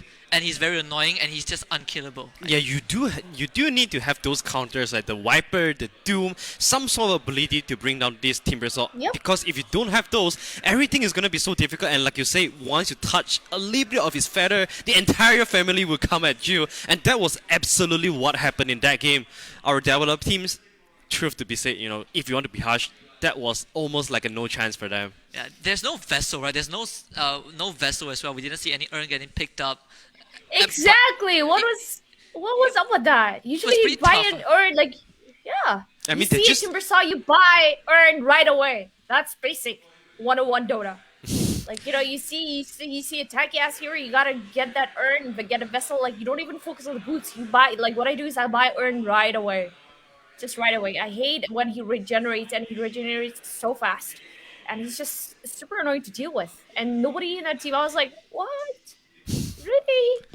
So that was my expression the entire game. Unfortunately, they just didn't have any nature Spirit as a builder as well, right? You got the Night Stalker on the off lane, and then you have 5 Tide and 4 Snapfire. They are not the one that want to be building a Spirit Wrestler as well, which I think, like you say, Pinda, they need to have some proper counter to the Timbersaw. This Night Stalker, this, Queen of Pain plus Storm technology, it does look very advanced, it does look very meta-ish, but unfortunately at the end of the day, not enough for the DAVAI Lama Timbersaw. Yeah, I guess at the end of the day, you have the 5 you want Snapfire to build stuff like a Use or Solar Crest, but that could go onto the Tide if he gets a decent lane as a 5.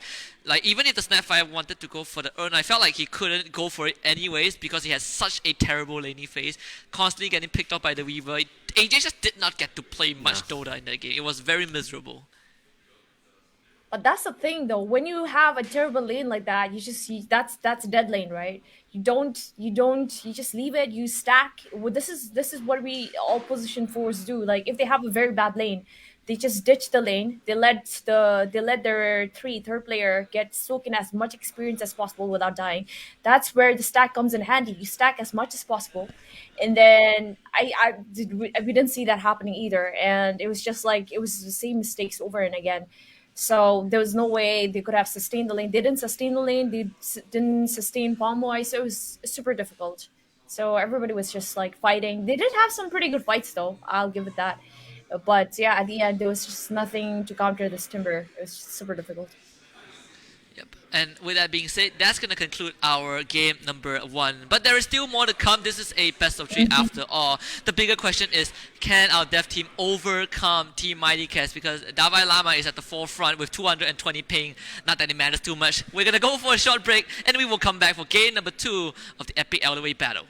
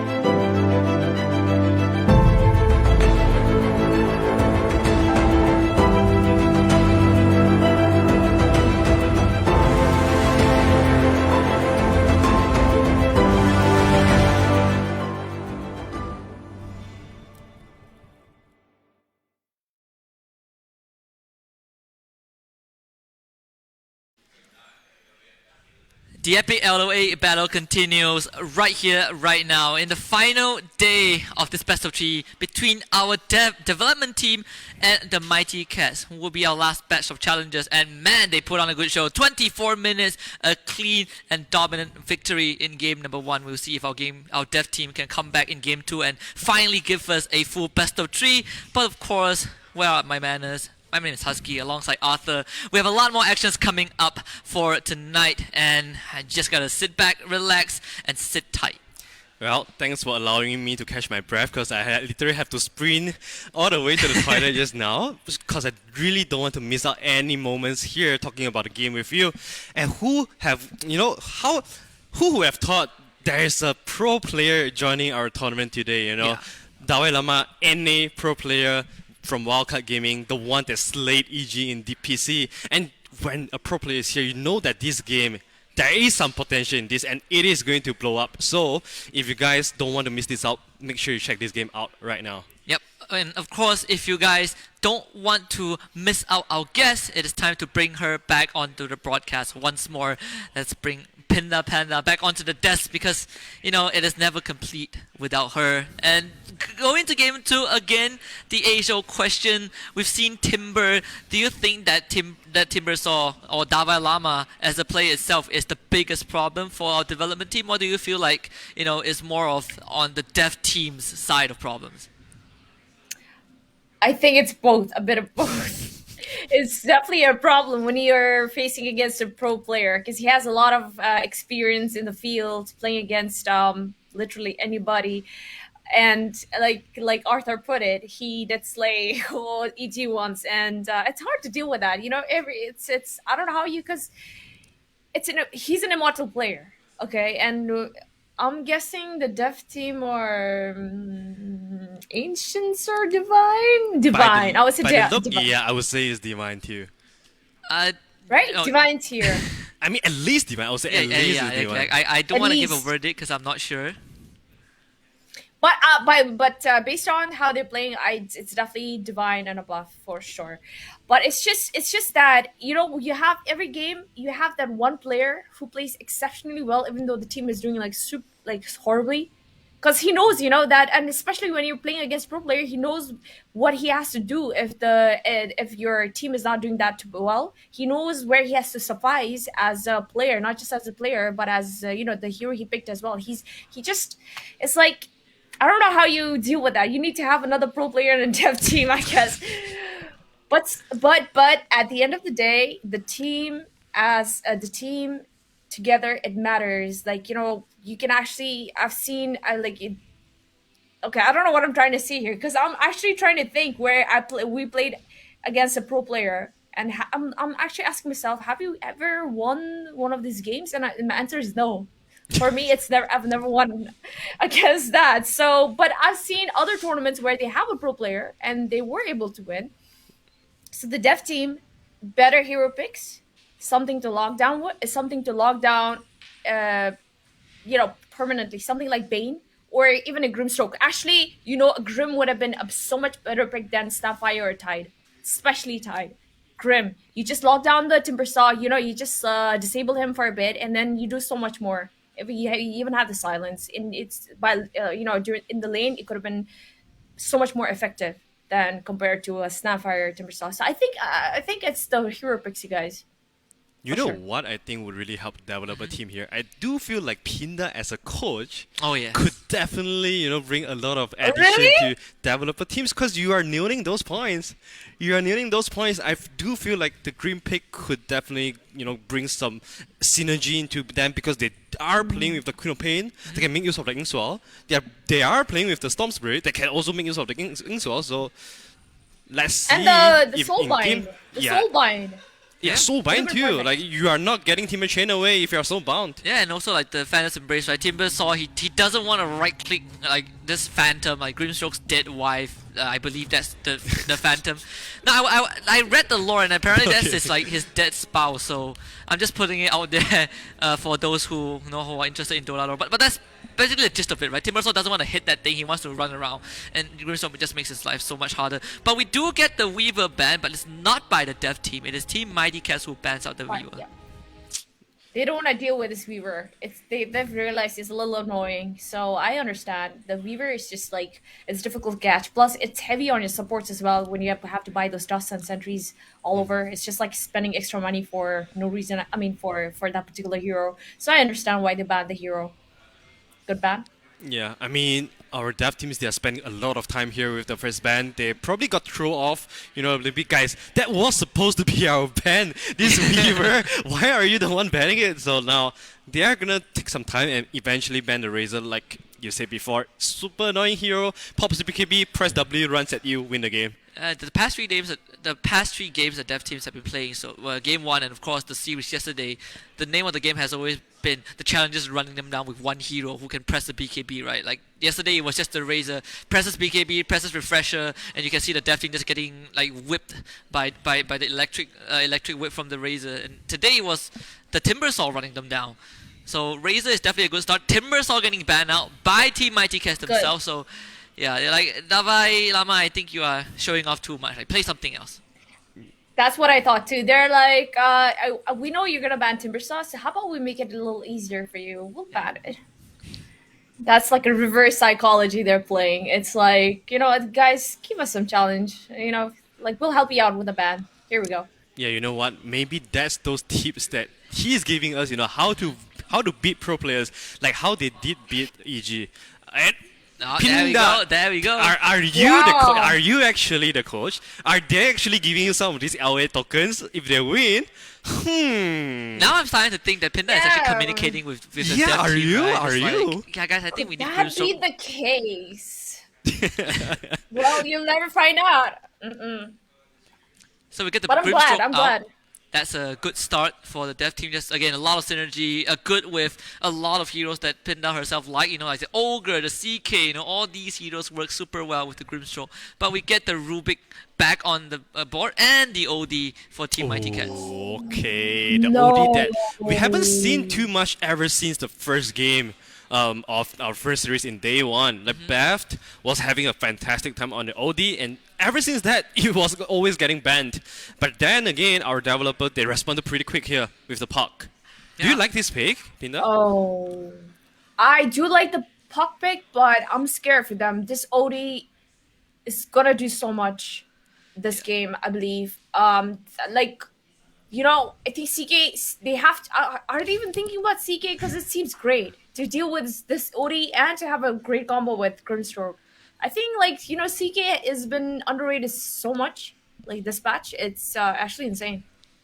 I think the one thing you have to always worry about when you play a hero like Puck is that you don't want to get instantly lifted up by the Rubik, right? You can hop in with the illusory orb, you can blink here and waning rift, different, like 3 different places at the same time. But if the Rubik is in range, he just lifts you up, and suddenly this OD will beat you to death with the arcane orb. So I suppose that is one thing that the dev team needs to constantly remind themselves about, not to get caught by this Rubik. Yeah, that is a very good point, but also, right, a lot of time when we're up against a good Rubik player, you need that one guy that can really go to the backline, interrupt this guy, because how many times have we seen a Rubik being the biggest X factor in the fight? So I do feel like this part, if he could play up the role with those Dagons, with those Witchblade, he could definitely be the one interrupting this Rubik by making all these plays, because if your Rubik can't make plays, why do you want him on your team? You're right. Absolutely agree on that point. Yeah, and I definitely think this is an OD3. I mean, nowadays, definitely OD3 are the more right? popular one, yeah. You get your early Meteor Hammer, pushes the enemy safe lane tower, and everything goes well from there. Look at the bans, though. Our dev team seems to want to remove all these very squishy heroes, very cheesy heroes, I suppose, with the Broodmother and Beastmaster. They really don't want to get cheats here by DAVAI LAMA, and aiming at him a lot too with the bans. I feel like they also think that this OD might be a mid laner because they ban on the off laner, right? And they throw in a bait in the mix. A lot of these picks feels like it's to protect the puck itself. Like these guys, like Beastmaster, Bane, they all have one button that really keeps this puck in place. We get the Ember out on Team Mighty Cat and the Magnus PA. You'd love to see that. I actually saw the Magnus and PA pick somehow. I don't know. When you see a puck, PA is always there. Somehow it's in your head. Like you have a puck, PA is always there, and then when there's a PA, obviously you want to kind of pick Magnus as well. But this OD, right? The reason why they don't want to go mid with OD is because OD is so flexible. It's so flexible. Either way, it doesn't matter which lane you are, you're still gonna dominate the lane early head. Yeah, I'm telling you, this is a DAVAI LAMA OD for sure. I do feel like it too, especially now we see the Ember Spirit, right? And there's also the Bloodseeker. So, all right. How sure are we is that this OD is going to be the off lane? Because Bloodseeker could also be off lane, but quite likely that he's going to be the carry one, now. Right? Yeah. But I like this confidence coming out from developer teams, right? Because they didn't hesitate at all. They spent a lot of time in the first phase thinking about what hero to ban, but when it comes to the second phase, instantly Magnus plus PA, one of the more potent combination that we are seeing, across these years of Dota, always the one that can turn a very bad game into a good game in just one crit. Yeah, and you know the golden phrase in Dota, when you have a PA on your team, right? Just one crit will do the job. You can have the worst game. Sometimes you're winning a game and you think that, yeah, guys, let's go high ground, let's break the throne. The enemy PA shows up, gets a couple of crits, and suddenly, boom, you lose the fight. That can always be the X factor for our dev team. Team Mighty Cat banning the Winter Wyvern. I love this ban. The Cold Embrace, the Winter's Curse just makes life hard for someone with a Bloodseeker who wants to run at you. So no healing from the side of the dev team. And the Rupture as well, it makes life that much harder for this PA and the Magnus. True. Which draft are you liking now here, Pinda? I like Mighty Cat's draft so far. Yeah, of course. Pinda has been a big OD fan recently. Like she said herself, right? She has been playing a lot of mid, and as a mid laner in this meta, you definitely are spamming a lot of OD, aren't you?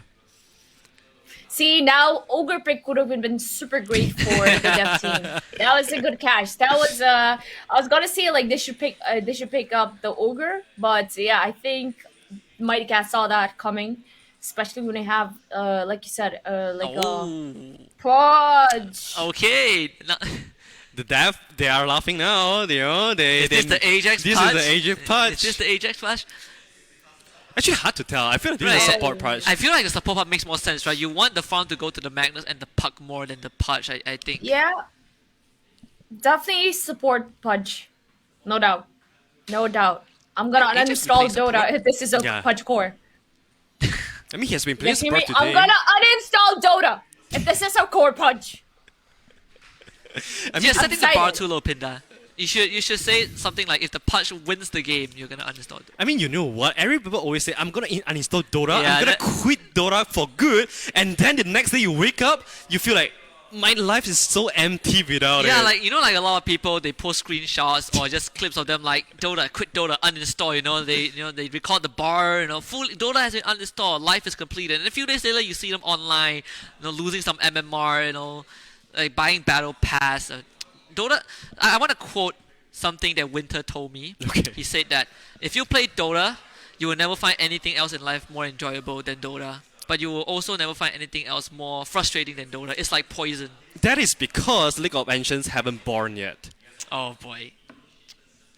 You Alright. got me. Wow. He has a point. Arthur.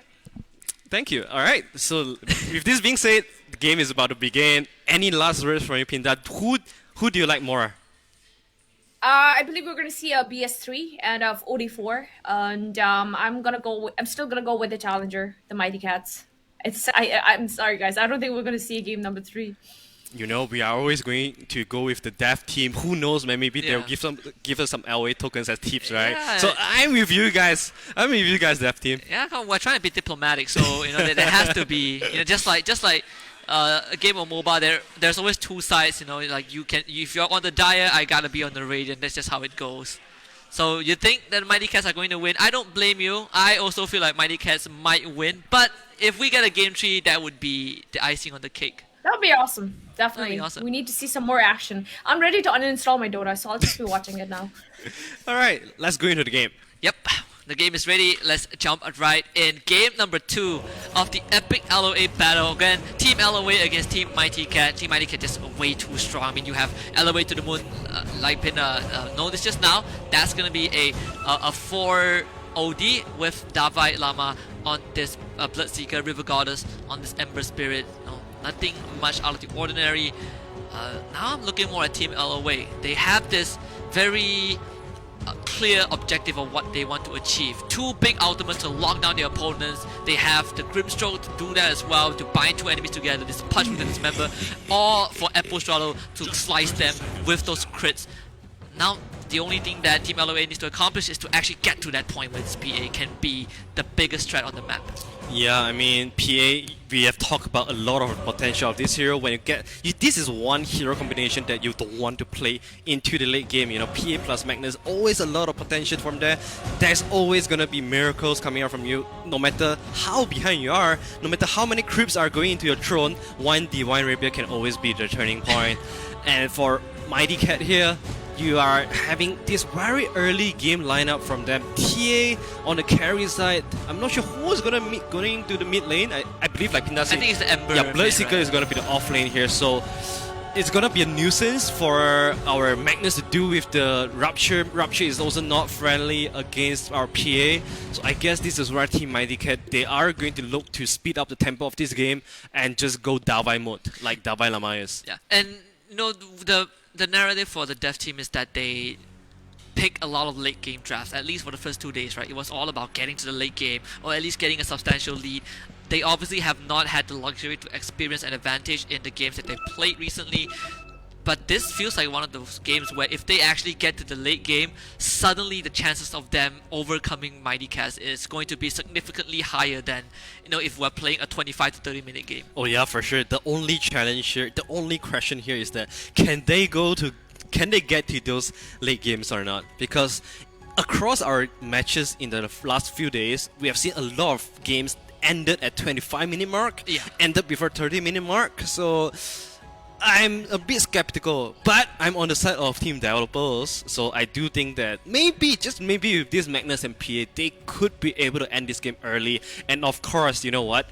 Ajax, our MVP, he is on his signature punch today. Yeah. How is this lane going to work out though, the lane assignments? We get the PA Grimstroke into a Bloodseeker OD, we get the Magnus Punch into the TA and the Rubik, and last but not least, we have this mid matchup that is a bit more traditional, right? Ember and Puck.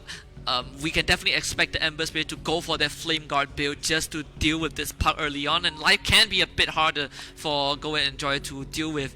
But I want to focus more on that side lanes. How is that going to pan out? I mean, side lanes, Pudge is not really the kind of hero that can protect your position 3, especially Magnus. Not the most aggressive off lane out there. So I do feel like this lane, especially playing 2 melees against the TA that often we get like melt in level 1 and then just, you know, coming with those huge armor reduction, that's going to be tough.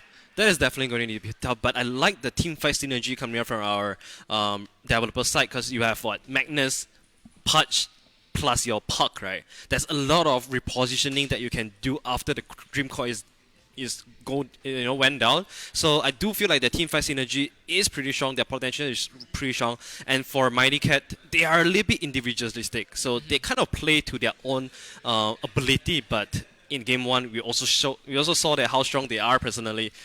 Yeah, and I love the point that you brought up with that Dream Core. A lot of ways to break the core as well, to force the enemy to take that extra bit of damage.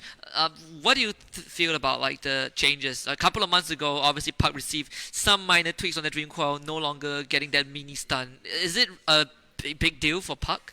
Nah, I always felt like, you know, Puck, such a high skill hero, there's always gonna be people that is able to find a way that make this hero work.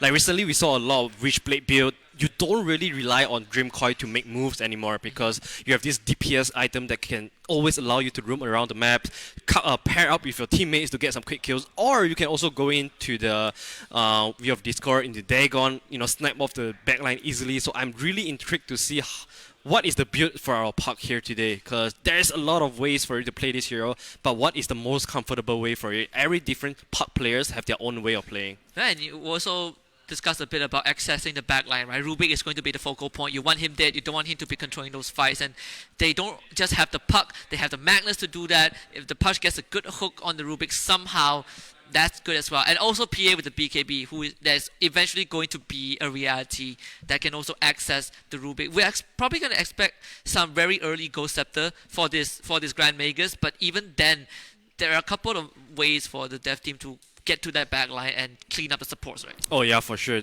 And especially, you know, whenever PA is getting buffed by this Empower from Magnus, I think that speeds up her item timing as well, because Lincoln Sphere is super important for the PA this game, especially against the Bloodseeker. You need to find some way to get rid of the Rupture. So either someone runs in to tank the Rupture for PA, or you get a Lincoln Sphere yourself. And it seems like our game is about to start after a short break here. I think the best case scenario is when you have a Magnus on your team as a PA, is you get to bypass that Battle Fury, right? You save much go straight into the Death Soul, into the BKB. There's the Linkers that you talked about, maybe the Nullifier some point down the road. When you get to save up more than 4,000 gold just because of one button, I think that says a lot for Team LOA. Yeah, I like how you put that down. You know, one button actually worth 4,000. So every single time you press the button, you give like 4,000 net worth to your carry. Like, what kind of spell gives you that much of a return? I think this kind of exponential growth, you know, not something that we see often in Dota, but in NFT could be something that you can find. Yes. So League of Ancients, guys, make sure you check it out. Exactly, just free to play, play to earn. That's how it rolls. And of course, we're looking at one of the games that inspired League of Ancients. It's none other than the greatest game ever made in the history of MOBA, Dota 2.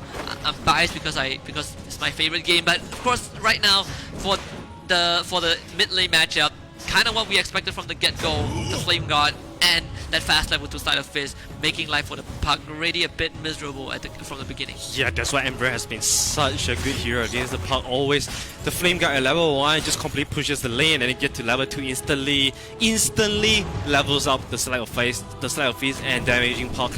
And look at another chart. I mean, the CS chart, I assume Ember Spirit is gonna always have an upper hand against our Puck. And bottom side, let's look at this lane. Not the easiest lane for PA, I would say, against the harass of Rubik and Bloodseeker. There's always ways to bring you down, but top lane is really where my eyes is gonna be. Pudge And I mean, Push and Magnus, I was struggling to see how they are gonna get kills, but I'm sure some magic is gonna happen. Yeah, you know, like double melee into double range. There's also the side blade. There's this arcade orb, this pure damage. Just so much things, so much stuff for Team LOA's offlane to deal with. But at the same time, it also feels like Magnus and Punch to a certain extent are not really heroes that require a lot of items. There's the Phantom Strike. He's gonna take that blood right in the face, so not really worth it for this PA.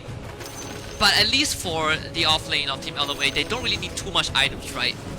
One RP, one skewer, one hook can make the difference. So to that degree, I guess it is fine for Team LOA. Oh, just look at this bottom lane. Those harassment from Fatebolt, from the right clicks coming out from Bloodseeker. And that's the best thing about Bloodseeker, right? You are so happy trading hits with your enemy carry because you can always heal up from the turrets. But then again, while we are seeing bottom lane, Ajax fell to, once again, the OD. It seems like LA to the moon has got Ajax numbers today. Yeah, 100%. I mean, so far, I don't think Ajax has gotten any kills on LOA to the moon. I could be wrong about that. At least in a solo, in a one-on-one, head-to-head matchup, LOA to the moon is having a fantastic day. Fantastic series so far. And we saw just now, the Punch and the OD, they were actually trading blows. You know, Punch with the right clicks, one of the highest base damage melee heroes, you know, strength heroes as well. But Arcane Orb, they do stack up, and those pure damage kind of overwhelmed the Punch. I assume that led to his death. Oh, bottom side. Like Grimshock PA, you always want to be the one being aggressive here. It's just that whenever you jumps in with the Ink Sword, we are always going to jump into a Blood Right, into Telekinesis. And then when we are trading hits, right, it's just so not worth trading hits with Bloodseeker because he can always heal up. So that's the biggest struggle of playing PA into the Bloodseeker lane here. And once again, the second attempt. He's gonna get the Ink Swab, but good lift. That's gonna be a Blood Right. The Stroke of Fate only do so much, and the Fate Bolt Zap is there. You do not mess with the Magician, and Team ID gets a free kill on Apple Shudo. Yeah, the leaf was even a little bit earlier there from the Rubik, but it doesn't change the fact that the magical damage was enough to bring down the PA, which is why I think PA wants to be a little bit careful or maybe picks up the early raindrop to sustain himself through all this magical damage. And speaking about how difficult it is for PA to stay in the lane, we've got Templar Assassin having a totally free game here. You know, already soloing in the lane where OD, I assume he's just going into the jungle to stack up a little bit for the TA, and for Magnus, you just really don't have any ability to counter TA on the lane, or let alone trying to kill her. Yeah, we are not really seeing any sort of resistance from the side of Team LOA. They're trying to get those jumps, but Fatebolt with the damage reduction really takes away what PA could actually do if she had those extra damage stolen by that Fate Bolt, and at the same time those magic damage makes life really hard for this Phantom Assassin. Doesn't really have the largest health pool to tank all of those bursts, and on top of that we are not really seeing too much pulls, too much stacking. If that Team LOA, they could have done so much more, but they're not doing that, and Beth just dies to the combination of Bloodseeker and Rubik. Oh, this is getting harder than harder. The 3-0 start. Oh my god, hero. Oh boy, that is gonna be hard. Does not have the skewer. He does have the skewer, but you can see like he doesn't have the space to use it though. Maybe now is the chance, but he brings the OD with him. That's gonna be a free kill for LOA to the moon. But Ajax actually gets a good hook. They kill off River Goddess. That's gonna be the bottom refill for this puck. So there is a silver lining for Team LOA. You know what? I'm pretty sure that was something like a coil into a hook that breaks the coil, because otherwise I don't think they have enough damage to bring down. They don't have Dream Coil yet. Yeah, he actually used the Dream Coil already, so that was that was quite an early level 6 coming out from Puck, which is a very good job by him. And yeah, Ember Spirit, very fat early game. Oh, that's gonna Oh, can he at least get the deny? No, he the actually vision tries to first. follow up. Okay, Ink Swell. That should be able to get him out. There's one more Arcane Orb. That's the Remnant. Sleight of Fist does the job. And Beth now in danger. River Goddess on his tail. They even have the Rubik to follow up. Not really sure if they need it. The good Astro, and of course River Goddess slices out a shish kebab and slices up Beth Hammer. Yeah, unlike this early off corrosion pick up by Ember Spirit, most of the time when you are messing your side of face, you really want those early off corrosion in your inventory, because it just does so much damage, a lot of slow, a lot of armor reduction as well, and you know the low CD in sleight of face really helps you push out a lot of damage in just 1 second, which is that is really killing the puck here. Another Dream Coil, another hole. There's the hook. Good positioning. Ajax can't find an angle. And now, of course, misses the hook afterwards. River Goddess is playing that so well. Lightning doesn't strike twice in this mid lane. Team LOA not able to find a kill. And you know that this Ember Space he's learning, right? Because the first time he probably died because of the same interaction, and this time he's hiding himself behind those enemies' crypts. So that was very well done from the Ember Spirit. And now it seems like Team Mighty Cat, they want to make some aggression on this bottom side. Level 6 very soon on. Oh, here comes Ajax. This is going to be important if they can kill off DAVAI LAMA, and he has nowhere to go. The lift is not going to do too much. Stifling Dagger with the slow onto Bolo. This guy has 10 stick charges. Team LOA not going to attempt to even go on this Ruby, but they get a big kill onto DAVAI LAMA. Yeah, I like how the OD has always been mirroring the movement of Ajax as well. It just feels like LA to the moon. He has this personal beef with Ajax. Like he's just going anywhere that Ajax is going. And that's the Astro save. The Ixon still went off in the Astro, and that's gonna be Bolo going down for sure. No stick charges and a Stroke of Fate will do the job. DAVAI LAMA comes back, has the rupture, and of course Ajax tries to TP, but I don't think he can make it. DAVAI LAMA has the damage, and Ajax traces life, but he gets the earn as he returns to base. Meanwhile, Hero not so lucky, no skewer, and does not have any sort of regeneration. That's gonna be a free kill for K. Yeah, that's why TA, she has been really popular, especially in the safe lane nowadays, because that's the thing that she can do. You don't really need the support coming up from your position 5, and then it frees you up in so much solo EXP, and when you get those solo EXP, the trap on the lane is just gonna be making the lane so hard for the enemy offlane to stay. And now I think this is the perfect tempo that Team Mighty Cat wants to establish in the early game. You want to be able to threaten kills, you want to be able to have free farm, and then there's gonna be a lot of advantage getting into mid lane. Chase down, and yeah, River Goddess, he was keeping an eye on that illusory orb. We saw the PA TP to the top lane to get that free empower, so now the game slows down for Team LOA, but it continues to speed up for Team Mighty Cat.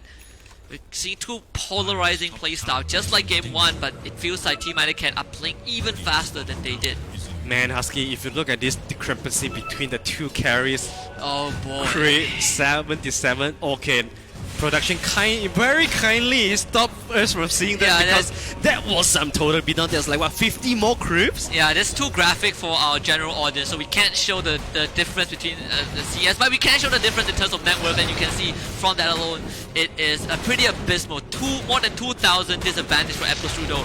And guess what? They found him. Ajax comes in, no dismember to lock the Ember Spirit down, so there's no way they could even think about killing Rival Goddess. And once again, look at the deep observer ward that the dire side have. And not only the observer ward, right? These traps coming out from TA are also giving them a lot of vision to play with. So all of the movement from our developer teams here are getting scouted. And that just frees up so much movement. Oh, okay. Oh, it's not going to be broken. Oh, the Phantom's Embrace. Just in time, Beth was the hero in that mid lane engage. And of course, a tip to River Goddess. The beef is on, ladies and gentlemen. It is getting spicier and spicier. And I can tell you that if Pinda is watching this, she will be very proud of our dev team, because that Grim Stroke is exactly why she wanted us. She wanted to see a Grim Stroke getting pinged up by our dev team because of those very insane amount of disable silence that can really shut down the aggressiveness coming out from Team Mighty Cat. And it is showing right here, right now. Yeah, right after the tip, our TA called GG well played 3 times, so you know that it's getting into Team Mighty Cat's head. Pinda didn't really taught them well, and here we go, the first dismember of the game. K making sure that the creeps are gonna block her. They pull her back with the shockwave, but they don't have damage. Now they drop the RP. They have the dismember, but where's the damage? Oh no, Hero is running away. He's leaving Ajax to dry, and AJ is gonna die. Oh, what is this betrayal from the Magnus? And he might pay as well, because K, he's not gonna let Hero get away. You can't do this after abandoning your friends. Does find the first right click. One more will be enough. Apple Strudel is now here. Can this PA make a difference? Good stifling dagger to slow him down, but now Apple Strudel is in danger. The blur is going to keep him alive, but 2 kills across the map. They lose Grimstroke and the puck. Yeah, I was wondering why there was only 2 of them at the top lane. You are not, this is not sufficient enough for you to bring down the, free from TA with a Dragon Lance. You need more. So turns out the others are actually getting killed by Team Mighty Cat across the map. So that explains why they are not there. Which is, this is starting to give me the vibe of first game. This is Team Mighty Cat playing in front of our developer phase, and it's constantly forcing them to fight back. Yeah, Stolen Illusory Orb. Live, good silence. There's the Ink Swell. Ink River Goddess gets away with the red, there's no problem. They need to keep this puck alive. Bolo solo kills the puck. I'm not sure how that happened, but we do know that there's a Sandis Eclipse and the Blood Ride and that Earn Charge. Sleight of Fist to follow up. 4 kills for Team Mighty Cat. And top lane April she can't even go to the lane. Oh, she wants to fight back! There's no detection though. Okay, strikes back. Good blur. Slowed down by the Psionic Trap. Magic charges, Phantom Strikes to safety. Stolen Illusory Orb coming through though. They have the Fade Bolt and the ATOS. No chance for the PA. And River Goddess with the return tip onto Beth Harmon. Yeah, this is where the mental game is gonna come in. It's getting spicy and spicy. It's so good for Team Mighty Cat to go for this long chase because they are always enabled by the vision of Thurs, which is why Bloodseeker is such a good hero right now. Especially when you want to play the aggressive game. Puck! Oh no! This is where you want to be! Shows up in the mid lane. They try to break the coil, but they can't do it. Double silence. They have the Grimstroke out so bounded. On River Goddess, PA joins the fight, but actually decides to retreat with the rest of the team. The hook! Oh, hits the creep instead! They got the Tumbler's Toy, a Fade Bolt, Sleight of Fist. Everyone is low. The residual damage should be enough. They get the Rupture onto Apple Strudel, and he's just gonna stand there. And they at least kill someone. It will be that Ember Spirit. They lose the PA and the Grimstroke. Hook from Ajax, back onto Davai Lama, but the Bloodseeker, he's just gonna run out of there. This guy's a NASCAR car. They cannot kill him, and the stolen hook from the Rubik will kill off the punch instead. Ajax is just not having those those hooks that he was looking for from day one. Not at all, not at all. Like, this is where our developer teams, it seems like they are getting caught up, getting caught by this aggression coming up from Team Mighty Cat. They just didn't expect. There's just so many numbers coming up from dire side. Always when we are getting in a fight, you are always getting outnumbered because your PA needs to farm. Your Magnus is level 7 max. He is maxing Empower, so he doesn't really do any damage here. And you can see, those hesitation coming from Magnus is really kind of killing the team right now because you need to be decisive in order to go in with those RPs sometimes. Yeah, and of course, Ajax, you really need to land a couple of hooks while they finally kill the Ember Spirit, but they lost so much in return. That was the RP into a hook, so at least they found one. But the trade-off was just just so much more. And of course, the hook gets stolen by Bolo as well, so he gets a free point blank one onto Ajax. And while we are looking at the replay, Puck unfortunately died as well. So this 40 minutes game, 12k goal lead on the side of Team Mighty Cat. This is not looking any easier than the first game. Well, I guess you always have the Empower plus the PA combinations that you can always fall back to. Like we say, right, you never lose hope whenever you have the PA plus the Magnet. So for Team LA, they really need to buy some time for the PA to grow in her net worth, in her itemization, and once those days is up, everything is going to be a little bit easier for them. And look at that damage. I mean, the Astral Save is there, and of course the stolen hook and the Scientist Eclipse, they just completely obliterate Team LOA. That fight didn't even happen as Team Mighty Cat finds 4 kills. Of course, again, it's the Puck standing in the Blood Ride and getting zapped by the Fate Bolt. A full team wipe from Team Mighty Cat. Team Mighty Cat, they are functioning so well as a team right now. They are always going in together aggressively, and that Rupture plus the Stolen Hook combo it deleted PA literally. He was there for a moment and then he was not. So something that you really need to be careful as the punch going up against the Rubik. You need to make sure you use the rod right away because this Rubik is always on your tail. Yeah, just remember to press rod. Rubik with rod is so much less efficient. I mean, they have a 15k goal lead, 16 minutes in. If I can make almost an average of 1,000 gold per minute, I would take it any day. I mean, Team Mighty Goat is having a phenomenal game. 28 kills. The fight just does not stop, and they caught PA out in the open. Ajax's deck, and he at least try and save this PA, looking for the hook. This one goes a bit wide. Now he presses that rod, so no stolen hooks. He gets the dismember on this OD, but they need a bit more damage though. The PA is already been taken down, and that's a DD on River Goddess. You're not getting out of this, as he is rewarded with a double kill. Yeah, and somewhere around the map, I think Magnus also fell too, so a lot of action happening across the lanes. They're just not catching a break right now. Wishblade finally completed on pass, so that's a little bit of saving grace here that you can rely upon. River Goddess running himself into vision here though. Oh, they're just gonna get a free D-ward here. Feels bad for our developer team. Yeah, they just can't even contest any sort of maneuvers from the side of Team Mighty Cat. And I mean, this OD, he has more net worth than the Magnus, and stolen this member from the hook? Good hook, No! but a bit too late.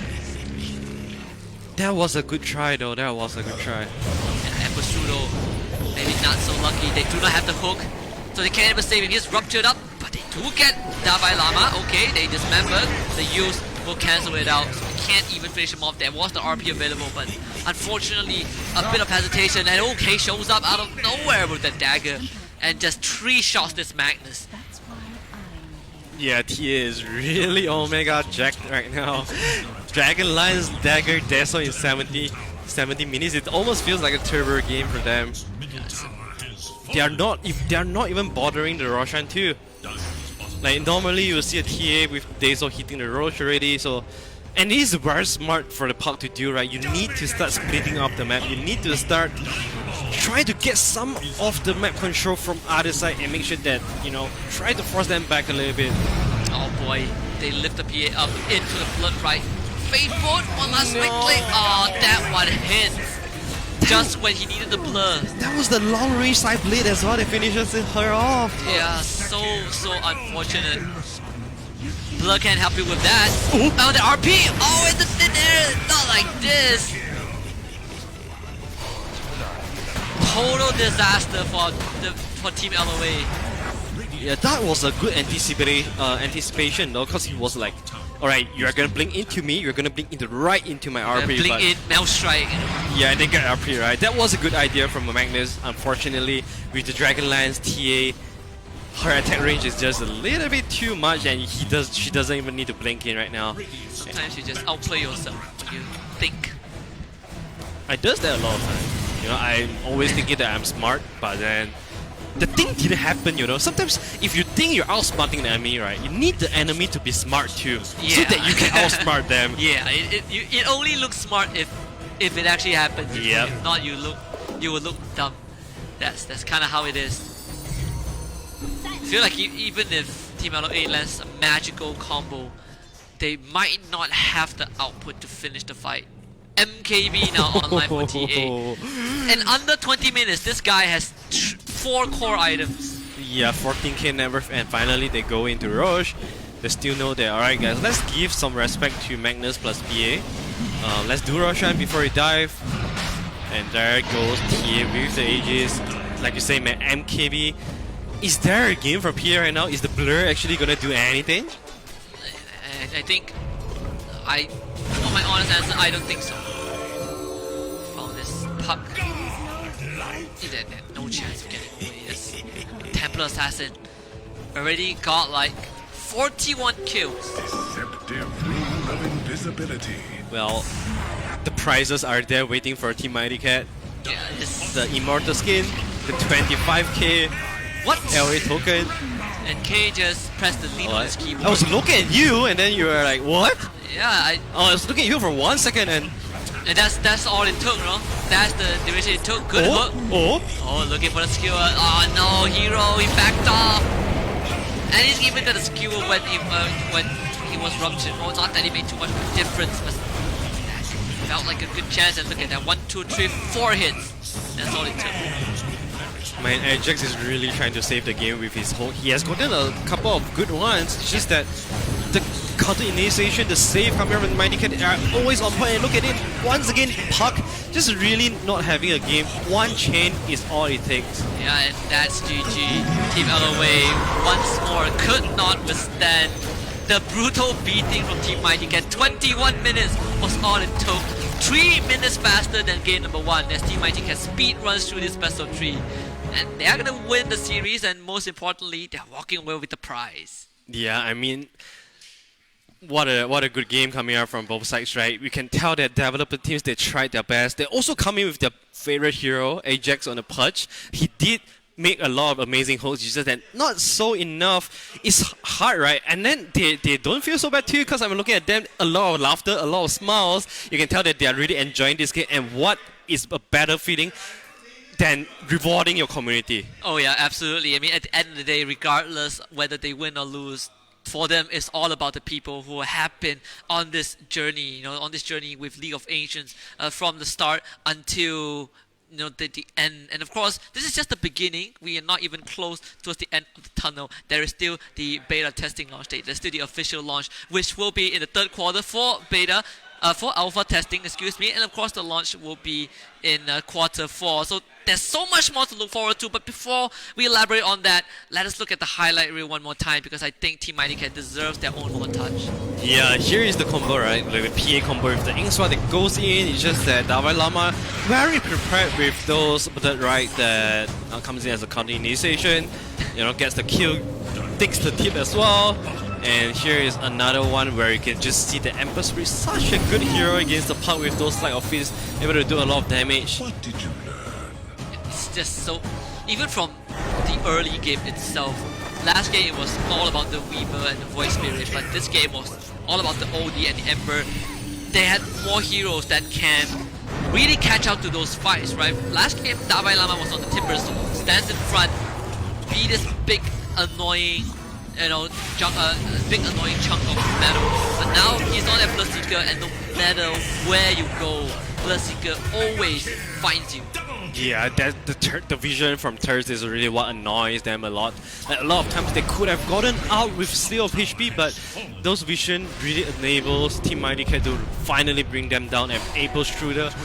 She tries to challenge K a little bit there, but eventually, once again, it's just those vision, right? And those high mobility really enables Team Mighty Cat to punish them and Puck. Ah, man. Do we really want to watch this over and over again?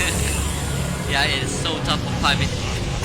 The synergy was definitely there, right? We saw the Grimstroke going to work a couple of times. We know that they have the potential with this RP, with this PA, who just needs a couple of coup de grace to win those fights. But Team Mighty Cat never gave them the chance to take those fights. Yeah, that was a good RP from Magnus as well, just that unfortunately the damage wasn't there. So another fight that Team Mighty Cat get a big victory off. This topic, this is the one that is really spicy. Because look at that, he got ruptured instantly, scoped by Rubik, and she was just gone, just like that in blink of an eye. Yeah, and that was kind of the threat of magical burst from the side of Team Mighty Cat, right? Yeah, sure, PA hits hard, but the health pool doesn't permit her to tank all of these magical damage, magical output from the side of Team Mighty Cat. We even saw the buyback from Ajax, but this PA dying to that side blade, it was just perfectly played by K.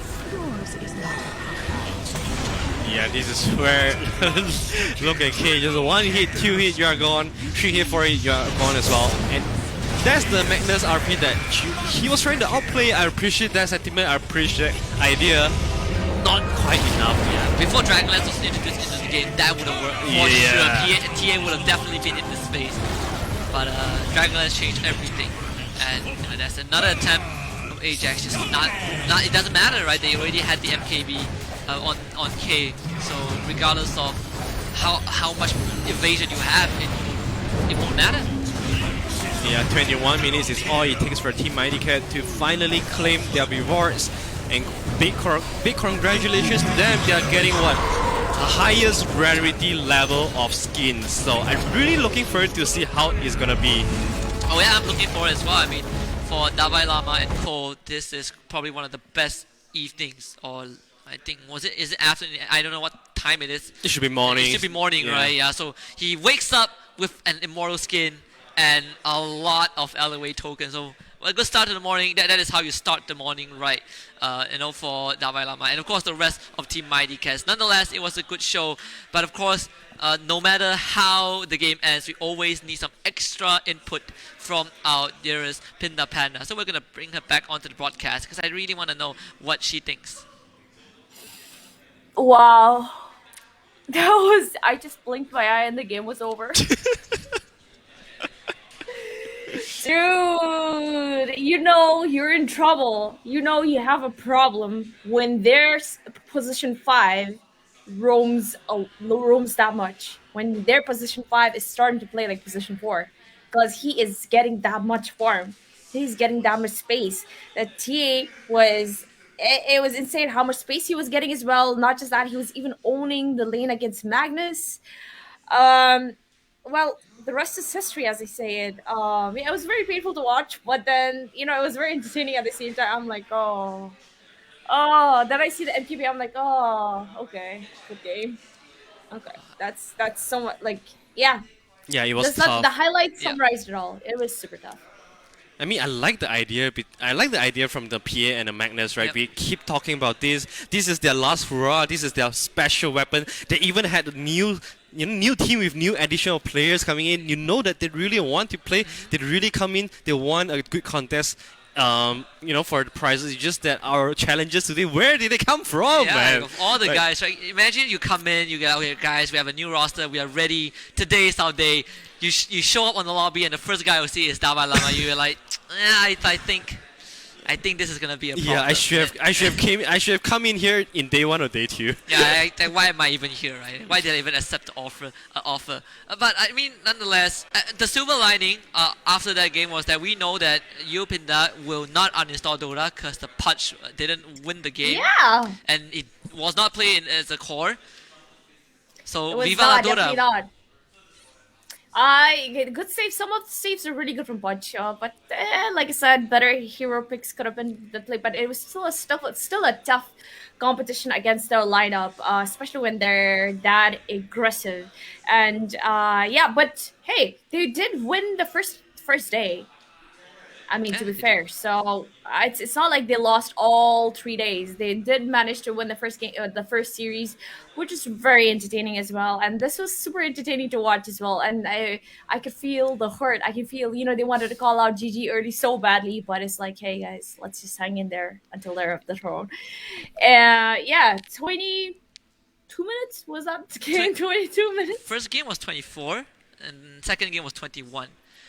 Do you ever feel like when you start losing a game really badly, like whatever you do, you just end up at the fountain, that every single minute just gets longer and longer, and it's harder and harder to bear?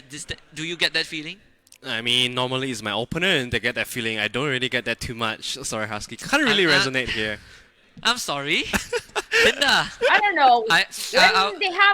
I feel like we can be good friends after that interaction. I feel obviously, right, I'm just kidding, right? Like, I get these moments where I get smashed by pro players too, which is some memories that I really don't want to bring up. They are very sad. So appreciate for asking. Let's move on from here, right, shall we? Because I still like our spirits from our developer teams because like we said, there are a lot of smiles, a lot of faces, a lot of laughter too. So what feels better than rewarding your community? I wish I am one of the challengers actually, so I get those tokens in. I mean, there are some for us, right? Not against those challengers. No, Arthur, you don't want to be playing against those. No. It was so heartbreaking. You can actually feel the pain. Like, usually when you're at that point, right, when they're diving into your high tier, you're like, guys, it's okay. Let's just make some space. Let's just drag this game. They wouldn't be able to push high, high ground. And then, like, the T just jumps in, like, no chill. And, all right, okay, that's it. And of course, if you guys are wondering who are the guys behind the scenes, at least for today, we are going to show them on the screen in a bit. So it will be a bit different compared to day 1 and 2. Day 1 and 2, we had the full dev team there. And today it will be a bit different. You will probably only recognize 2 out of the 5 members sitting on the desk right now as they give a wave. From the left, of course, you have Bowie. That's the guy. That's Ajax. That's the Pudge player. That's the legendary Pudge player. Play mid Pudge on day 1. Completely smashed with 40 flash heap stacks. Today also played Punch in Game 2, and of course follow that you have Beth. Harmon as well. If you remember, The Grimstroke, OD player? and the OD player on day 1, right? And just now was the one who tipped the Ember after outplaying him with Thanos Embrace. So these guys are the people who bring LOA to life behind the scenes, and it's just great to see that they also demonstrated that they are good in Dota. Yeah, I mean, we talk about how they have a bunch of, a lot of years of experience, and you can really tell that. I mean, I'm just very excited to see our first hero in LA, Leon's Fist. Leon's Fist, right? You talk about how this is like a mixture of Lycan and whatever that hero is in League of Legends. I don't really care about that. I think Pinda doesn't as well, but that was really looking like something I would love to play. Tanky hero goes in and punch you in the face. And yeah, it fits me. Has a Earthshaker, mini Earthshaker Aghanim's, right? He can, do a 360 somersault in the air. So everything looks great on that hero. We actually during the ad break we also saw a hero that kind of resembles Wind Ranger a bit, if you remember, like a sample power shot. So that also is something that I'm looking forward to. Maybe there's a Wind Ranger sort of hero in League of Ancients, who knows? What kind of sure. hero would you like No to doubt. see though, Pinda? If you could design a hero for yourself? For myself. Yeah. Are you Actually, they've already done that. Oh. Leon Fist, he's great. He is red. He's raging. He's punching everybody. That's the kind of hero I want to play. That's my hero. It's like they listened to me. They saw me and they're like, oh yeah, we gotta build a hero around this girl. So I got my hero, guys. I know a lot of most of you guys watching, and you guys want like some Wind Ranger or Drow Ranger or who else, Luna kind of heroes. I mean, that would be great too. But I'm good with the hero I've seen right now. I'm just gonna be patient and wait to play for the hero. Wait to play the hero and get some good skins on it. Yeah, it's just a matter of the game getting released. Very excited for that. Yeah, and of course, we are going to show the results for one last time before we wrap things up with more League of Ancients. So, guys, take a look on your screens right now. This is the scoreboard, or the recap. Day 1, Clash of the Alpha Beta. It was Team LOA against Team Palo, Team LOA. Amazing performance, 2-0 victory. Yesterday, the Genesis Combat fight for the Genesis capsule. It was Team Trust Me, I'm Engineer, giving Team LOA a run for the money and eventually winning out 2-0. And just now, we witnessed Fight of the Immortals for the Immortal skins and a heap of LOA tokens. Team Mighty Cat, DAVAI Lama and his buddies completely smashing the competition. It felt like Team LOA had no chance at winning, but nonetheless, it was a great show. And at the end of the day, they were able to give back to the people who have been with them on this journey the entire way, and that is what matters. The people who ride and die with you, those are the guys. They will keep everything going. Man, I'm just so hyped for the journey for League of Ancients, right? Because the game is if you guys haven't known, the game is about to drop the beta version around Q3 of this year, and I'm just really excited to see a lot more different possibilities. Yeah. And of course, for the side, of LOA, they are constantly giving out a lot of stuff to the people out there, right? We have a lot of capsules, we have the stake to win contest, and Pinda, she has joined all of it. I'm pretty sure. We can't join, and if we join, there will be 2 extra people. So you don't want that. You guys can't join. No, I forbid you to join. Yeah. So we keep to that. So we're not joining at all. But at the least you can do is perhaps share with the people what is in store for them if they join. Yeah, share with your friends. Tell them about the new game. It's like I said, it's been said so many times. It's gonna be released this third quarter, the beta version, of course, and all of us get to try it. Can't wait for the new skins. Can't wait for the new heroes. Are they all heroes? They are, right? Heroes. Instead of champions, are they heroes? Heroes. Not too sure for now. I guess we can just call them characters for now, but it seems like we have got some very exciting stuff here to announce, Husky. Oh yeah, absolutely. So for those who have joined the giveaway, this is it, Pinda. We're about to find out whether you're on the list because we just received it. Oh. So I'm ready. Yeah, you're ready. I'm gonna start it off. With the first few that I can see. So the first one, I assume that's the number. So number 2317, Sigit Seyatama. Congratulations if you are watching the broadcast. You are one of the winners. Will be walking away with the 10x beta capsule. Pindar is already heartbroken. There's more. Come There's on, more, yes, Pindar. Come now, Here. Pindar. There's more. Okay. There is more. There's more. So another one we have got number 611. Samuel Gunawan. Congratulations. Yep. And Samuel, you are also one of our lucky winners. Congratulations. Thank you for being a part of this journey.